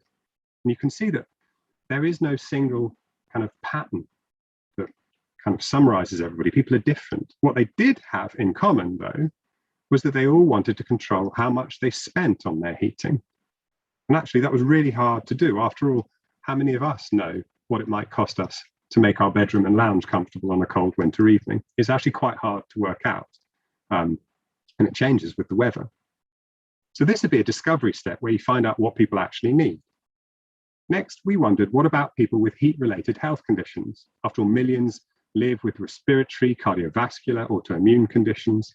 Living in a cold home could make that much worse. So we wondered, is there a better way to solve the problem than treating it once people get ill? What if GPs could prescribe a warm home, just like they prescribe medicine? Patients could pay a fixed amount that they could afford for the heat they need, just as they do with prescriptions for medicine. So we designed a prototype warmth on prescription service and tried it out in an alpha step. And actually, we found health professionals really liked the idea. GPs said that, if they had to, they could prescribe it if it was available. And vulnerable consumers themselves really liked it and felt healthier and more comfortable at warmer temperatures. So now we're looking to go to a beta step and trial it with the NHS. So that's an example. And over the years, we found there's a ton of different ways you can create a fair future. We've helped EDF create a net zero town that works for all residents. We've tested smarter protections with citizens' advice, created a manual to help innovators protect vulnerable consumers. And we're adding disabled people to our living labs so innovators can test new ideas and make sure they'll work for everyone. We've worked with Ofgem, BEIS, Welsh Government to try and design a fairer market and imagine what a low carbon future might look like without fuel poverty. We're about to start a few new projects using data to work with UKPN to find and help vulnerable people more effectively, working with SSEN to learn how to enable disabled people to enjoy electric vehicles just like everybody else. And there's been loads of great work done on heat pumps. We heard some great stuff from Energy Savings Trust a second ago, but it's also important that we can make sure vulnerable people can switch to hydrogen for their heating to make sure that that's a safe zero carbon option if we end up using it. So we're launching a project there with WWU. There are so many things we could do to make sure everyone can enjoy a net zero future. We've got a ton of ideas to make sure people can take part, even if they're not online and they don't have savings, to make sure everyone can get from A to B, even if they've got nowhere to put an electric vehicle, where people can enjoy good service without having to constantly switch, and where everyone can understand their bill. So if you've got an idea or you want to get involved in one of ours, get in touch. We've got to move fast in our efforts to tackle climate change, but we should lift our heads up high so we can see the obstacles that lie ahead on the path to net zero and use our creativity to work together and build a fair future everyone can enjoy. Thanks very much. Thank you, Matthew. So much in that. I mean, two things that immediately strike me as kind of basic policy error, maybe 101 and then 102. The first is that if people are in need, then you need to do things to them.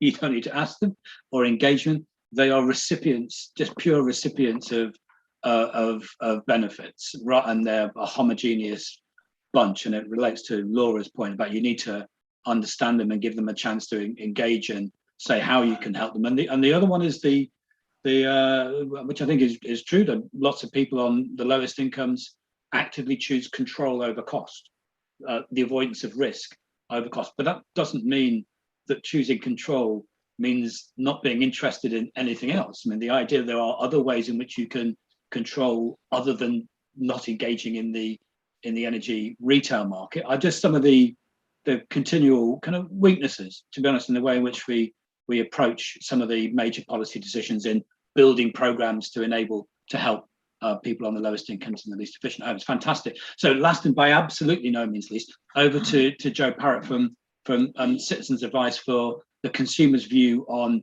net zero. Some great work from my old parish on trying to help people what needs to happen in order that people have got a fighting chance of navigating a really complex market with huge numbers of different choices. So Joe, over to you.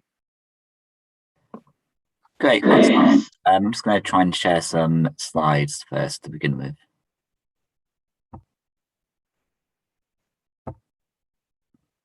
Great, can you all see those? Yes, that's fine. Okay, yeah, so thanks for having me. And I'm going to be talking about consumers and the net zero transition. So just firstly, just some information about the energy team at Citizens Advice. So we have four main statutory responsibilities that relate to energy consumers. So we provide energy advice through our consumer helpline and also provide advice to consumers in vulnerable circumstances through the extra help unit. We also have a research, policy, advocacy and campaign remit where we represent domestic consumers and small businesses across the energy industry. And we also deliver partnership campaigns such as the Big Energy Saving Network and Big Energy Saving Week. So what do people think about net zero? So the good news is the vast majority of people support the goal to reach net zero, but the majority of people lack the confidence to make the changes which are needed. And there's also a lack of awareness about the changes that people need to make. So for example, only 38% of people think they'll need to make changes to the way their homes are heated.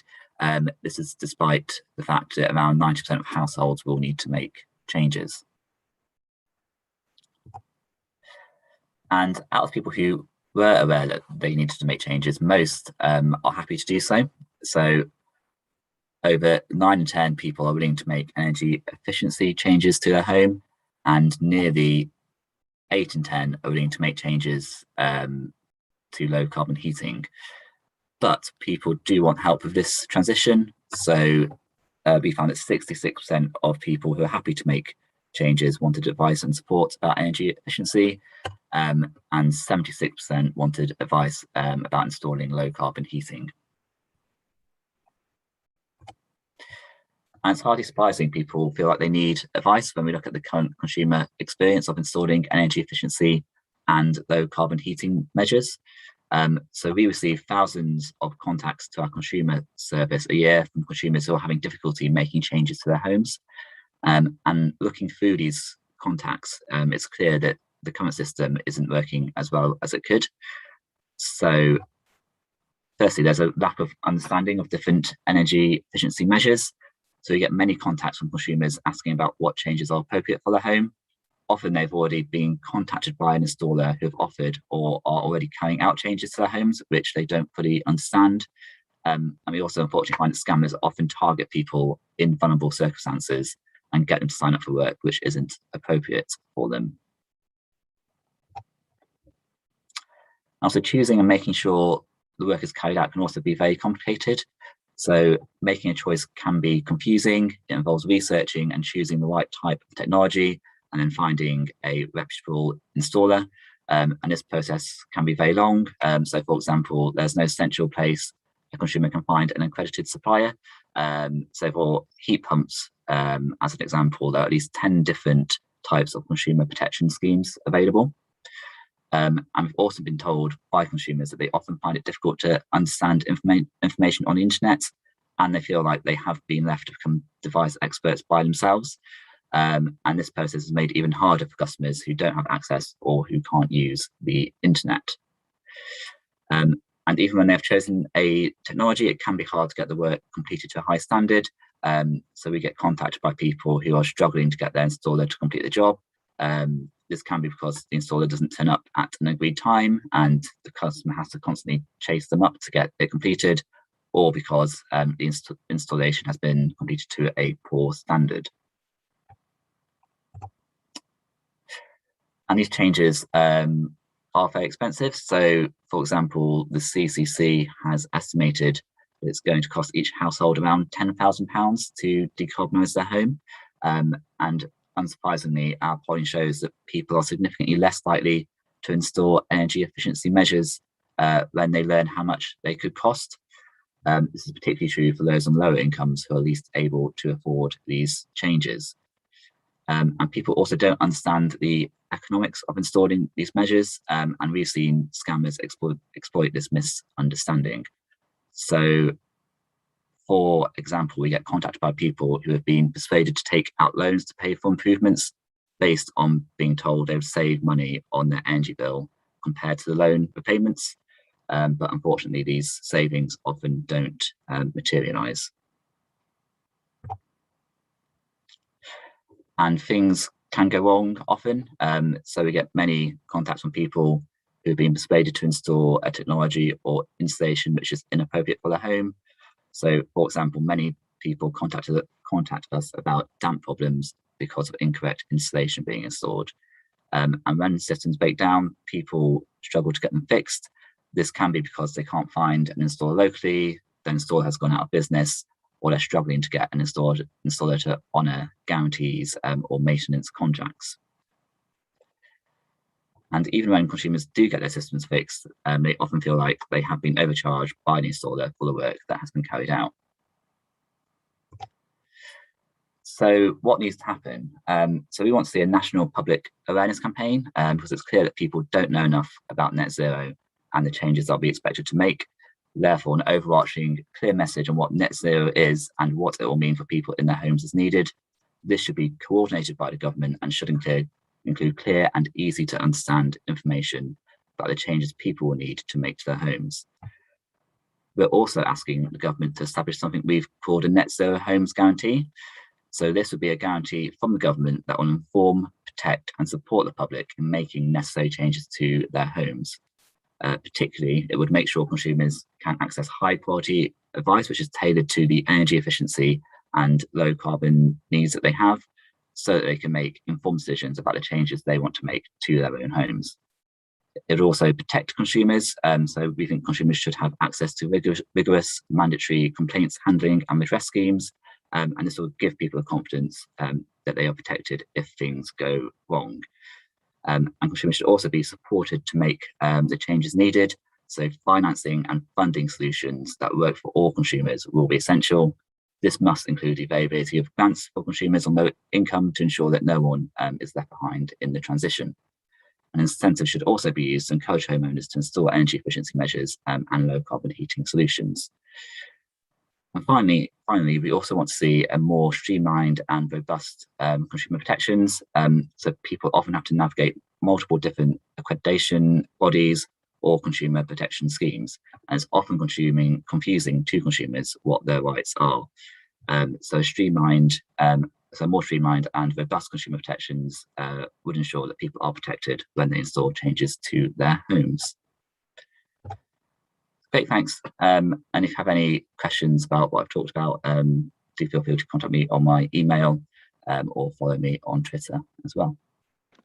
And even more urgently, put them in the Q&A so I can pass them on to Joe. Joe, thank you ever so much for that summary. So a real quite wide range of issues covered though, and please do pile them in the Q&A. And we've got a bit over kind of half an hour, so I'm going to start with a couple of general ones to the panel, and people will decide which ones are most appropriate to them. So there's been a lot about the twin issues of identification of who's in need, but also the vehicles by which we can connect them with the help and the advice that's needed. So I wonder who might want to jump in about. We know that a number of things we've said, both in the EST and to Citizens Advice Consumer Line, to ourselves, are people who put themselves forward, people who says, I've got a challenge, I've got an issue, I need some support, so I come forward. And we all know that covers a huge number of people who might not be advancing themselves forward for the support. So if people got thoughts about, well, how can we identify those who we might call the worst first, and then what are the most effective vehicles for providing that advice, kind of local actors, how we might kind of fund it. So the connection between people in need of support, and the best kind of delivery vehicles. I wonder if I might start by coming to Laura, because you've got the most kind of in-depth experience of that. Yeah, no, absolutely. It's really important to be reaching out and finding people who need support. I agree. You can't wait for people to come and ask for it, because we know the people who need it the most are the least likely to ask for support.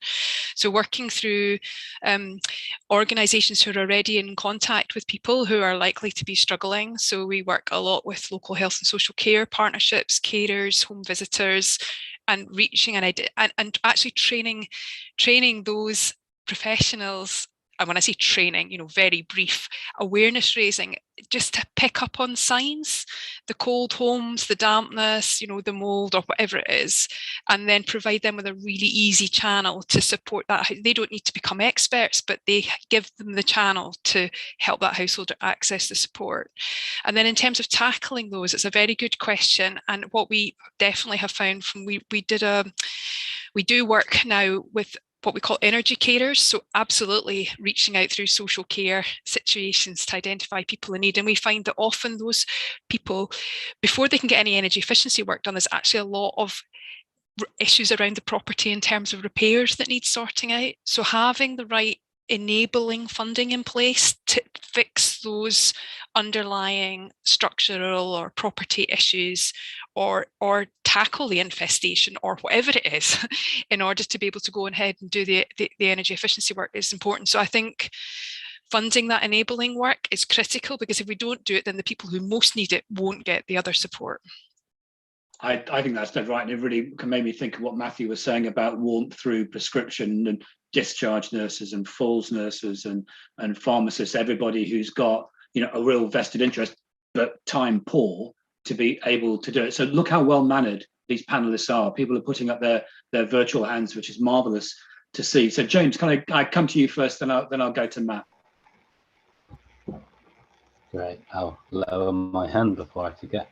So yeah, a couple of things on scheme design, and I saw that Peter Smith from NEA had asked about how we're thinking about designing Hug and whether there'd be a kind of a demand-led route for kind of self-referral as part of this, which is kind of relevant for this question too. So yeah, I'm actually quite pleased about the progress that's being made in this area. So when rolling back to early last summer, when the Chancellor was looking to bring in the Green Homes Grant voucher scheme, we then, as the fuel poverty strategy team, were really keen that there wasn't just a sole entry route to that funding, be it a website that you log on to, claim a voucher, and then sort out the customer journey yourself, because we knew that wouldn't work for all households. So successfully made the case for local authorities to have a role in the delivery of those schemes, with decades of experience of their local referral networks, people going into cold homes. Love the work that Matt's doing on the affordable warmth on prescription, all really important referral mechanisms to get support where it is needed the most. So yeah, I think it's really important from a scheme design perspective to have multiple entry routes to ensure that there are different ways of reaching households that need it most. So we've done a bit of that so far in LAD. So local authorities doing a great job, some really innovative stuff happening there. And we include within the design of those budgets the kind of ancillary support that EST were just talking about. So local authorities get not just an admin budget, but an ancillary budget as part of that, so that we can fund some of the softer stuff that doesn't necessarily have the net present value or benefit to cost ratio in our spreadsheets. So when we make the case for this funding, that we think is a really important enabler to make sure that people that have more complex situations are supported. And then just quickly on Hug, absolutely, yeah. So we are thinking about this in the design of a multiple year scheme. It takes time to do these things well, and we of course want to learn from the voucher scheme. So subject to successful outcomes from the spending review, we have completed a delivery model assessment with the Cabinet Office complex transactions team, explored all the options you would expect us to about the role of kind of Ofgem and third-party contractors and utilising local authorities and the energy hubs. What I would say is that the first year of funding is likely to utilise the existing local authority delivery route, because it does take broadly a year to procure and adequately mobilise a delivery partner to do that type of work. So we would like to bring it in, but we want it to be a success when we do. So there might be iterations of the scheme during its implementation over the first few years. That's some learning about the timelines of getting delivery partners, enabling them to act, which I think is quite important. And you're thinking beyond the spreadsheet, so that sounds great as well. Matt, over to you. You had something to say.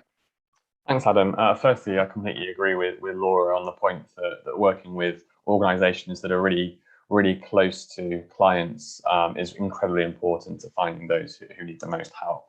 But I also want to talk about data and how powerful data can be, and the available data to finding those people who are in the worst situations. And there's three areas I want to consider. So energy suppliers, local authorities, and banks.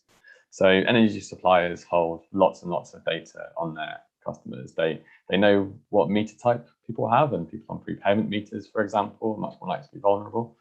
They know how much debt you're in and what your debt repayment plan is. They should know, if you're on a debt repayment plan, how much you can afford to pay each week or month towards that debt.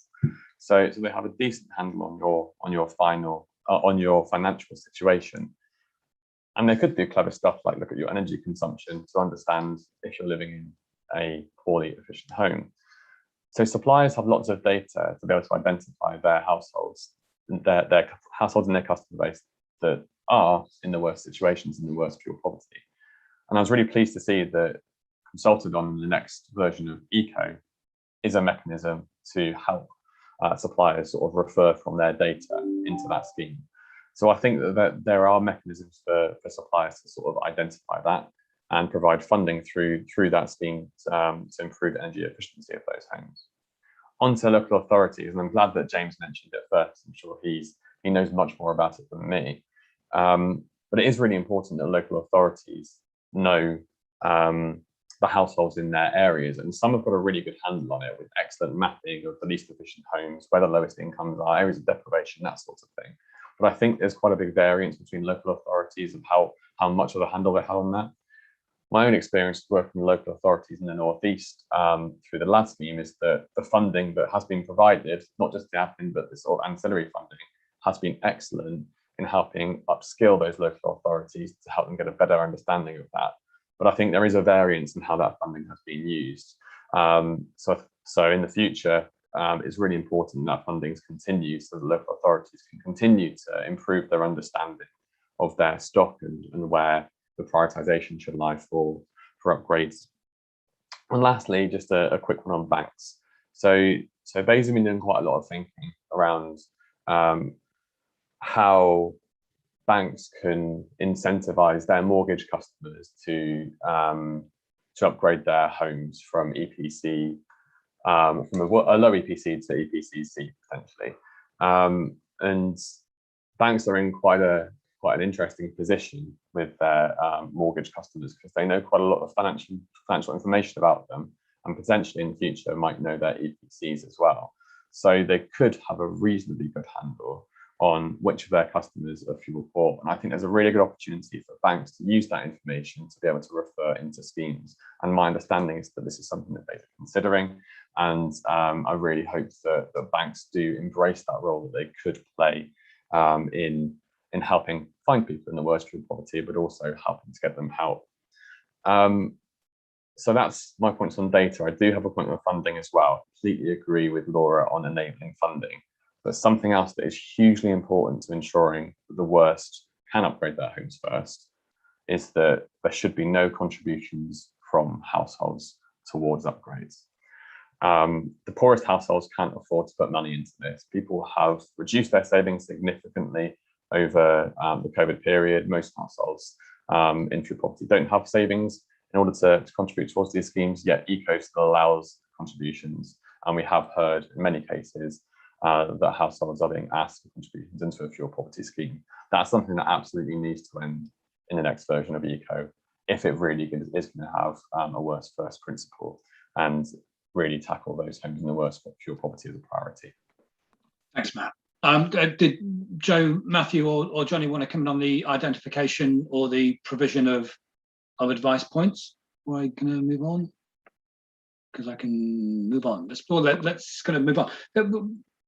It's a theme. It's a theme that's going to because for NEA, to be honest, I don't think you get to net zero without tackling fuel poverty, because the homes of the poor, the hard yards you need to get through, and I'm best wish in the world. I don't think we get anywhere close to ending fuel poverty without driving towards the decarbonisation agenda for net zero. But it doesn't mean that they're coterminous. They're the same thing. So clean heat and warm homes, there's a kind of always, if not a tension, then at least a duality about how we talk about decarbonisation. And there's lots of talk about heat pumps and as a contribution to the clean heat agenda and the decarbonisation agenda, and then fabric first as a contribution to warm homes and the energy efficiency agenda. And the incentives for one are about carbon, the incentives for the other may be about cost. Are we just thinking about this in the right way? Are we just being too disaggregated in our challenges and insufficiently kind of joined up? I don't know whether anybody's got kind of thoughts on this. Maybe I might go to Johnny if that's all right, just because of the birth of the Resolution Foundation Net Zero project. For me, warm homes and clean heat, they have to travel the same pathway, but me wanting them to do that doesn't mean that they necessarily will. How do we keep them on the same road? Well, thanks, Adam. Yeah, it's definitely a good point. I mean, one thing that we're finding from our early work is the number of ways of splitting parts of society and problems and sectors together, all of which need an incredible amount of work. So you can't split building decarbonisation but into fabric and into heat sources, just as though you can't you can't split society by region or by age or by gender or by background and have that sole metric as a way of solving those problems. Historically at RF we've come at these problems with a look at the income distribution, but the work that we've done, and also mirroring some of the stuff that the Treasury is doing around its net zero review, shows that you need to go more into detail both within the various breakdowns that you have, so within various income deciles, or with factoring those in with like income deciles and then other factors and other factors and other factors. So it's only by really getting into data, really getting into the analysis, can you start to map out where both the effects of the current sort of situation with both policy related impacts and non-policy related impacts land, but also how proposed solutions might impact different people in the future. And this is no small task. This is something that we're sort of hoping to contribute towards in the way that we can. But it's a big problem, and there's a lot of heads thinking about it. I've lost my unmute button again. Thanks a lot. So going to Matthew and then to James. Hi. I came to this problem probably relatively fresh when I joined DEC about 8 years ago, and I mean I can completely understand why we might want to start by improving the fabric of every building that people are living in when they can't afford their heating. I understand the logic, but from a problem-solving perspective, from an innovation perspective, you would begin with both problems. What is the cause of both problems? So what is driving climate change? Burning fossil fuels. So to solve that one, we have to stop burning fossil fuels. Now, obviously, using less fuel is helpful, but unless we all agree to use no fuel, it doesn't get you where you need to go. It has to be about switching fuels. And switching fuels, is that really the solution to fuel poverty? Probably not. That's not really the issue. No, not really would be the answer. If you can't afford your heating bills for a period of time, maybe for a very short period of time, it may be you're out of work for a few months. It may be you've sadly got a very nasty cancer and you're unable to work, and at that point, is the best way to support that individual coming into their home and doing some very disruptive 20,000-30,000 pounds worth of solid wall insulation? Probably not. So it always struck me as, if we do start with the consumer and what they actually need, that we might end up with a kind of a range of ways of providing effective and useful support. And it might not always, I know this is heresy, but it might not always start with energy efficiency, actually. And I guess one of the things that struck me is that whilst there is a lot being done, I do wonder how often we do take a step back and just ask the question, what is the specific individual problem here, and how can we help most effectively? And if we unshackled ourselves from the existing ways of doing things, whether we might be able to help more people more effectively, I don't know. I put it out there as a question. Heretical to the end. Absolutely. I mean, for me, there's always the challenge between the state's responsibility. How do you design programs for those people who are not going to optimize their own assets, and you will need to do? And what's the, what are the principles by which you do it? And it's kind of warm homes before clean heat. But at the same time, you don't want to restrict the speed of market innovation or the reduction in cost of heat pump chassis because you can't get them to market before energy efficiency is there. So there is a necessary and sometimes quite fruitful tension between the design of programs that will help people who can't afford it do it themselves and kind of what the market should do. And there's an interesting question about regulation there as well. But anyway, James, your take. Yeah, so I think HUG is a good example of this, and there's a bit of an objectives trilemma that we're looking at within the design of the programme. So we have the first and foremost wanting to support low-income households and make progress towards the fuel poverty target. And to do that, we want to make sure that their bills are reduced and that households see bill savings as a result of upgrades. And then in parallel to that, we have targets to get to 600,000 heat pumps per year by 2028. So we need to drive up the uptake of low carbon heating, and we know that off the gas grid, there are more win-wins than there are currently on the gas grid. And then off-grid is also the area that we've said that we want to decarbonise first and introduce regulation for high carbon fossil fuels. So within that triangle, what we're looking to do within Hope is to include all homes that are low income, as many as we can do, off the gas grid. They are largely split into two cohorts. Those that are electrically heated will always see a bill saving as a result of the more efficient heat pump compared to old inefficient night storage that's no longer got that functionality or direct electric heating. And then off the gas grid with fossil fuels, it's a bit more complex, which is why the approach we're taking is that we'll kind of be following PAS 2035 standards and seeking to do fabric first. And as a result of seeking to improve homes to Band C and the bill savings as the primary objective, and then taking that opportunity to offer low carbon heating to households through the funding that's available, and designing the scheme so that both energy efficiency and low carbon heating is feasible. And it means that in our modelling so far, subject to all the approvals that are necessary, all electrically heated homes see bill savings, and then we'll see significant uptake and driving progress towards that 600,000 heat pump target. And then for your oil heated homes, there are about 70% of homes that, through a combination of the energy efficiency upgrades and the low carbon heating as a package, 70% of those homes see bill savings also. And then there is that tension that remains around. There are 30% of oil heated homes that will see some form of bill increase as a result of energy efficiency and low carbon heating. And then there is a question there, and and we're testing these views with different consumer groups about what the appropriate approach is here. And you could not offer a heat pump in those scenarios. You could ensure there's, and I think this is really important, about ensuring there's robust advice for consumers as part of that offer, because there will be regulations, and some households may want to choose to replace their old, broken or inefficient oil heating system with a fully subsidised low carbon heating alternative, noting that the regulations are intended later this decade. So that's a tension that we're currently looking at. But yeah, that's kind of how we're seeing it through the lens of the home upgrade grant. There's a great video coming up at the end of this session, which is about folk off the electricity grid and the gas grid in a particularly vicious situation. Joe, you got your hand up, because I was going to ask both Laura and Joe.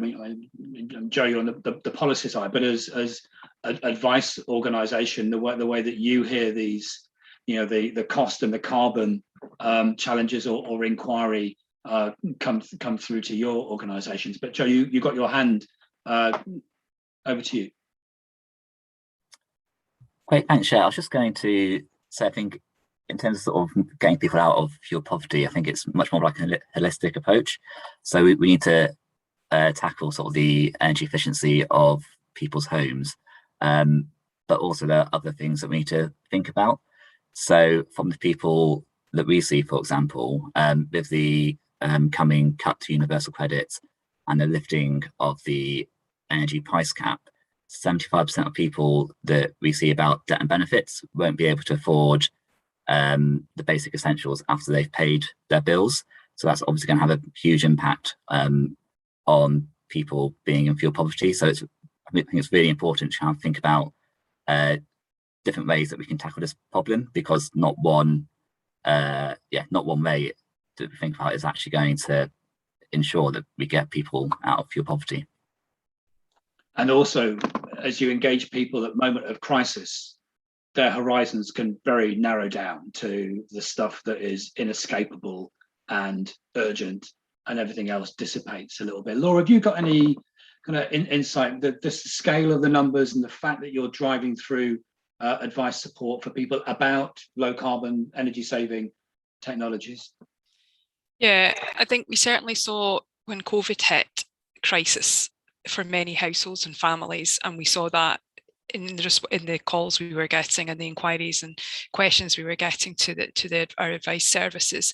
And in those situations, as you say, Adam, what's really important is to have a very quick, helpful solution to that householder's immediate challenge. So if that's a crisis voucher for prepayment meter to get them through the immediate crisis so that they can then sort themselves out, then that's what needs to happen. So we certainly have supported people accessing those kind of support. But when you then have a conversation with a householder about what's driving them, often it is cost, but it can also be comfort, and understanding the householder's motivation, and then just figuring out with the householder what different approaches will work for them at that point, but then keeping in touch. As you say, it can't be a one-off conversation. You then need to work with that householder over a period of time and support them through change. So I think for me, a lot comes down to the listening and the advice and the working with the householder. And as you know, as Matthew said, the person-centric approach.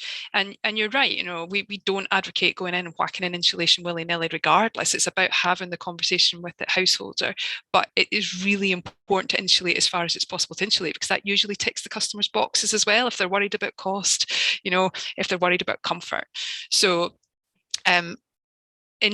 personally tailored approach is so critical, putting people at the centre of policy development. So we're not trying to do things to people, but we're working with people to figure out solutions for them.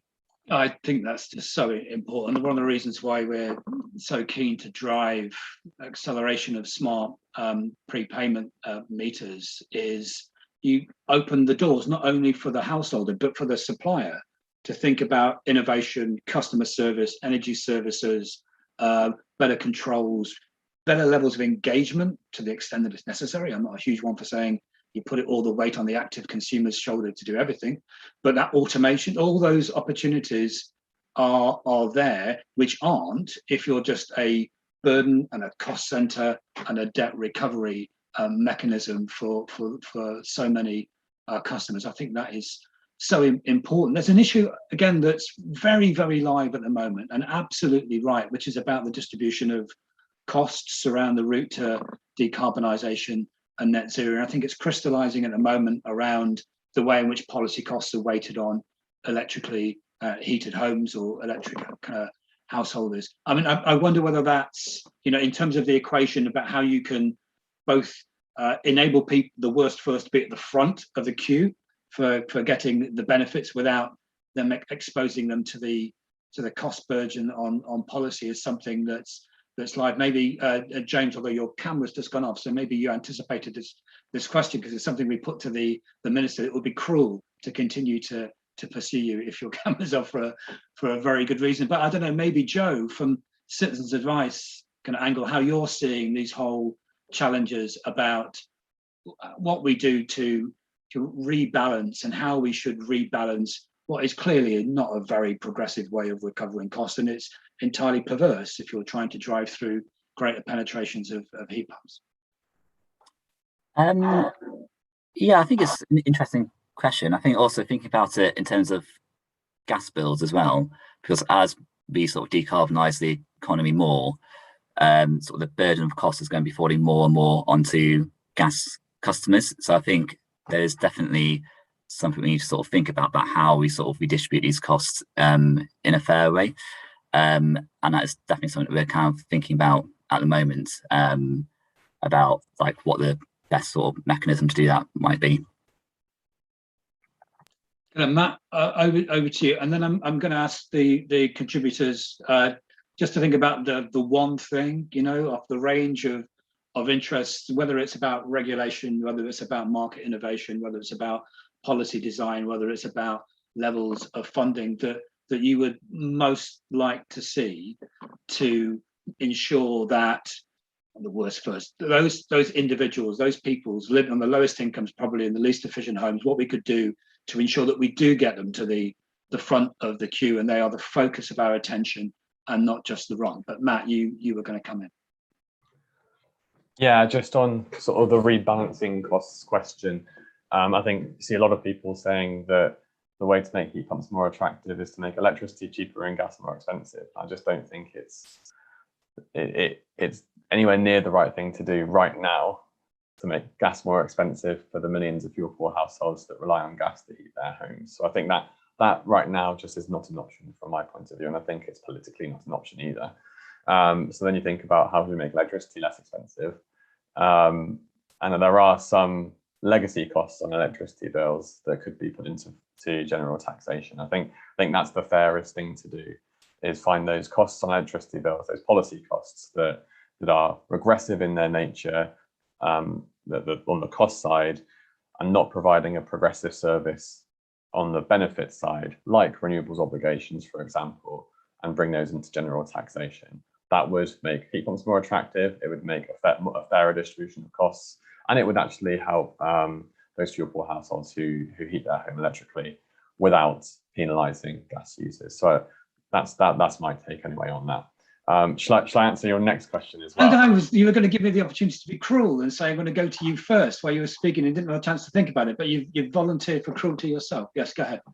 I think a lot of what we've been speaking about is very similar, but almost everything that people have said requires more funding. Very fortunately, we do have a spending review coming up in a month's time. So I think the most important thing is that there's adequate funding in that spending review for schemes to address the issues that we've been talking about, to allow local authorities to better identify their areas of deprivation and low energy efficiency, to allow a more personalised approach, to support households this winter in a way that they might need it. So that's my high-level, non-specific answer, is appropriate funding this spending review. Yes, the money is the easy. Yeah, quite right. Get him in the money one first of all.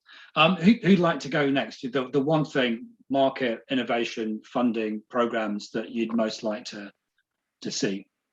Johnny. Thanks. Yeah, just to agree with Matt's point on gas bills, putting a carbon price on gas, especially at the moment, doesn't look like a great idea. There's a difference in demand elasticities of gas across the income distribution, so that raising the cost of gas isn't going to incentivize moving away from gas from low-income households to the same extent it will for high-income households. So it's an incredibly regressive move. What we would like to see more going forward is more of a look at the more consideration of the distributional impacts of policies going forward. We've had years and years and years of government pulling schemes together that have worked to various extent, but generally not tackling more than one problem at once. If you look at previous measures to decarbonise heat, we've had renewable heating incentive, which was set up in a way that only those with sufficient capital to invest upfront could access it, which thereby excluded large proportions of society. We've had feed-in tariffs, which again are similar issues, with support flowing to the better of households.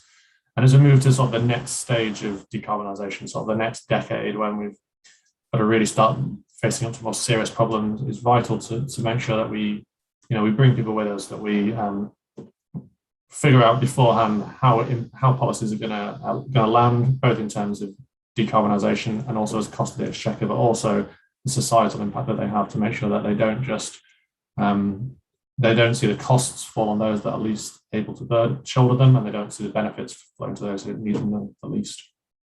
Thanks, Jonathan. Who else has got a big wish for the future? James, I'm not sure whether you have got one. I was going to say I might exempt you because of your government. No, it's okay. I wasn't consciously dodging questions earlier, but my headphones have given up on me. So apologies if you're getting any fan noise in the background. But it's October on Friday, and I think it's a really significant month for our kind of what government does next on what's first and what opportunities we have to work together.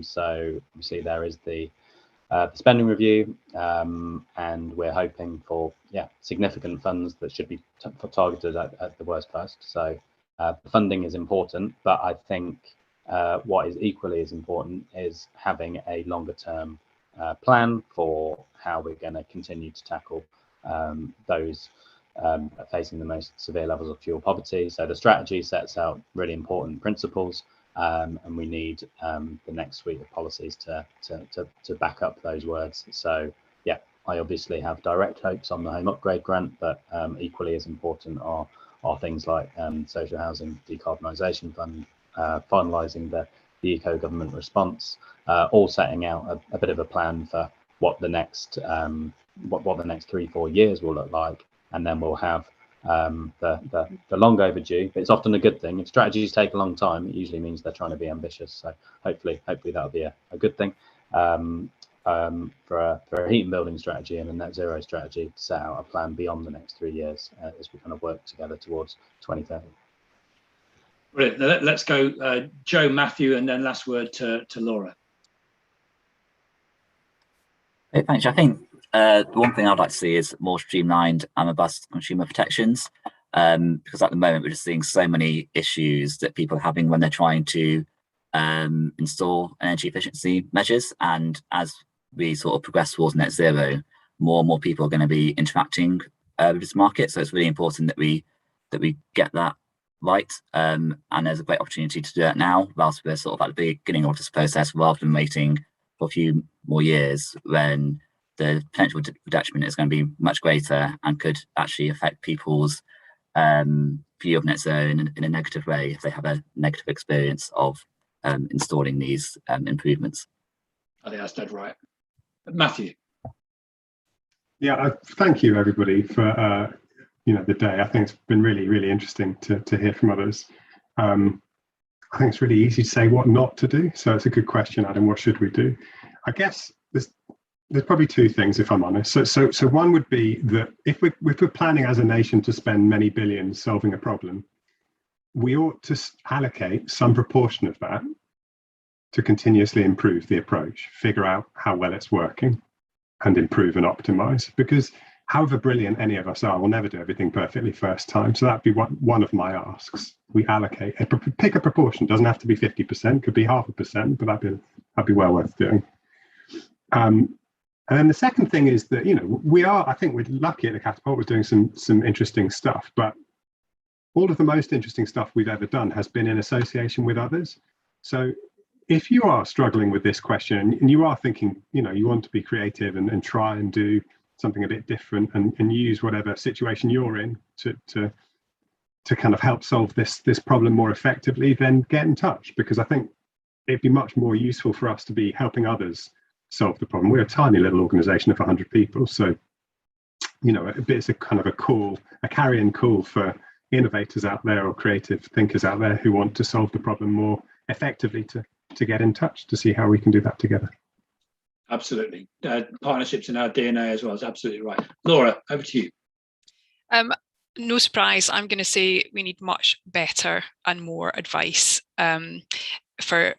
more advice and that personal advice to support. And I think it's so important, in particular, if we're going to tackle the worst first and the people who are in the most difficult situations, because they need more time, they need more support, and that advice needs to be there for them. So that would be my call. And I guess also just to say, if we are going to improve homes, we also need some certainty about the trajectory of that improvement plan for the supply chain, so that they can take on apprentices, they can train people up, they can make sure that the workforce is there to do the work to a very high quality, which is what we need in the homes of the people who need it the most.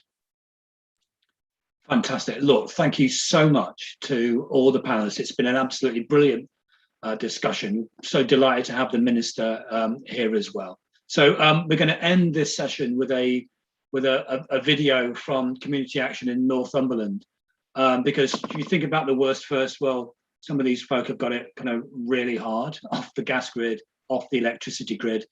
Worst first is a fundamental plank, not only of government policy, but also of NEA. For us, it's the defining challenge. If we're confident and resolute that there is a path that we need to pursue to net zero, we can't pretend that there sometimes aren't winners or losers, or winners or the win is deferred.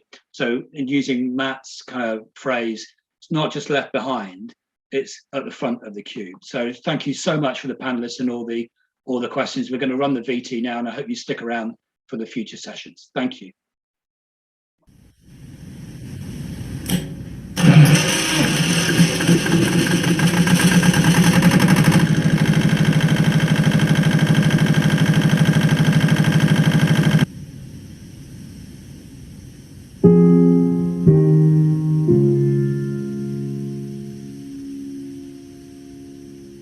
My great-great-great-grandfather came here in about 1880. We've been here off and on since 1880, always off-grid. When we were younger, we just were on with a generator, so for the bulk of the day you didn't have lights on at all. Washing day was a Monday. Since then we've progressed on a little bit. It's made this seem quite a bit more normal, but the more people that see the system and we show the system to, the less normal we feel as far as keeping up in the 21st century. We feel like we're still in the 20th century, basically.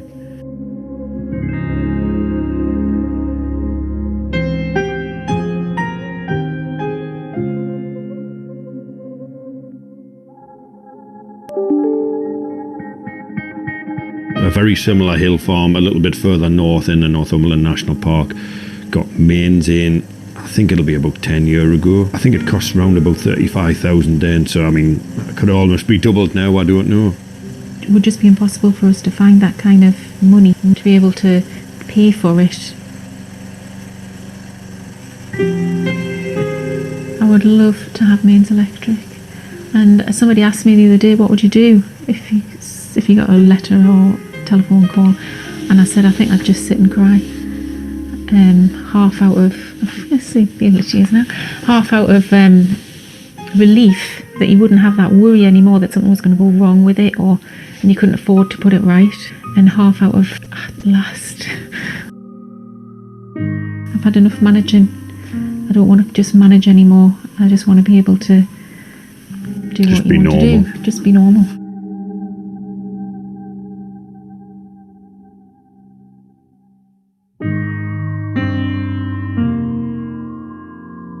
We find that living in a remote space like this actually reminds you how interdependent we are as people, and that sense of independence is a bit of a myth, because even when things are working okay and you have power, it's kind of always at the back of your mind thinking, when's it going to stop or break down? And when you're in the middle of a job, you're just thinking, I hope the power's going to stay on until I get this finished.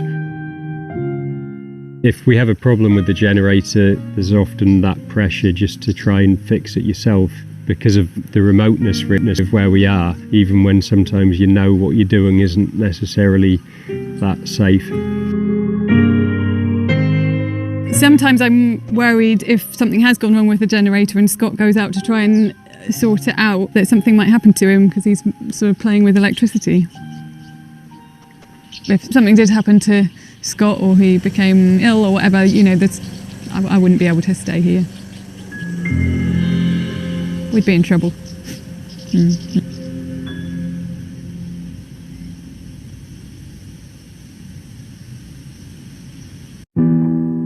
I'm 81, my husband's 79, he's my toy boy. And he's actually got a mental illness. His mental capacity isn't what it should be. You see, my husband was very mechanical. He could get electricity out of a stone. As he became poorly, those skills left him. So I'm his full-time carer. Not having electricity does make it harder. It's just so difficult to get a carer who can understand if the generator goes off, what to do. Where do you find those people?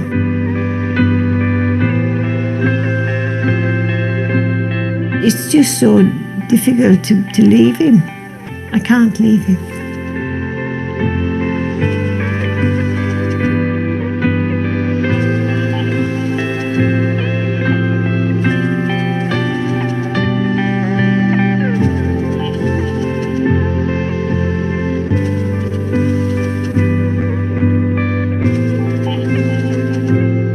In 2010, I was diagnosed with breast cancer.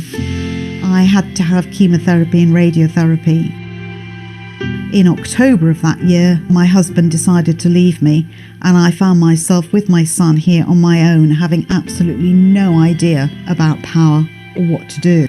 And you do feel quite vulnerable as a woman who's getting older on your own in this situation. And I have to admit, I have on more than one occasion felt like saying, I've had enough of this, let's just shut the door and go. But I can't leave this house, I can't sell it. All my memories of my son growing up and everything are here. I want to live here, it's just that it's made quite difficult. There's nobody you can turn to because most of the people just don't understand what's going on. They just don't get it. You sort of feel a sort of sense of shame because you're living in a property with no electricity, and as if you should apologise all the time for the fact that, yes, well, I live in this house and I'm not connected to the grid. Water is considered an essential right, and that nobody would have the power to stop somebody else from having water. In this day and age, I would say that electricity is a right.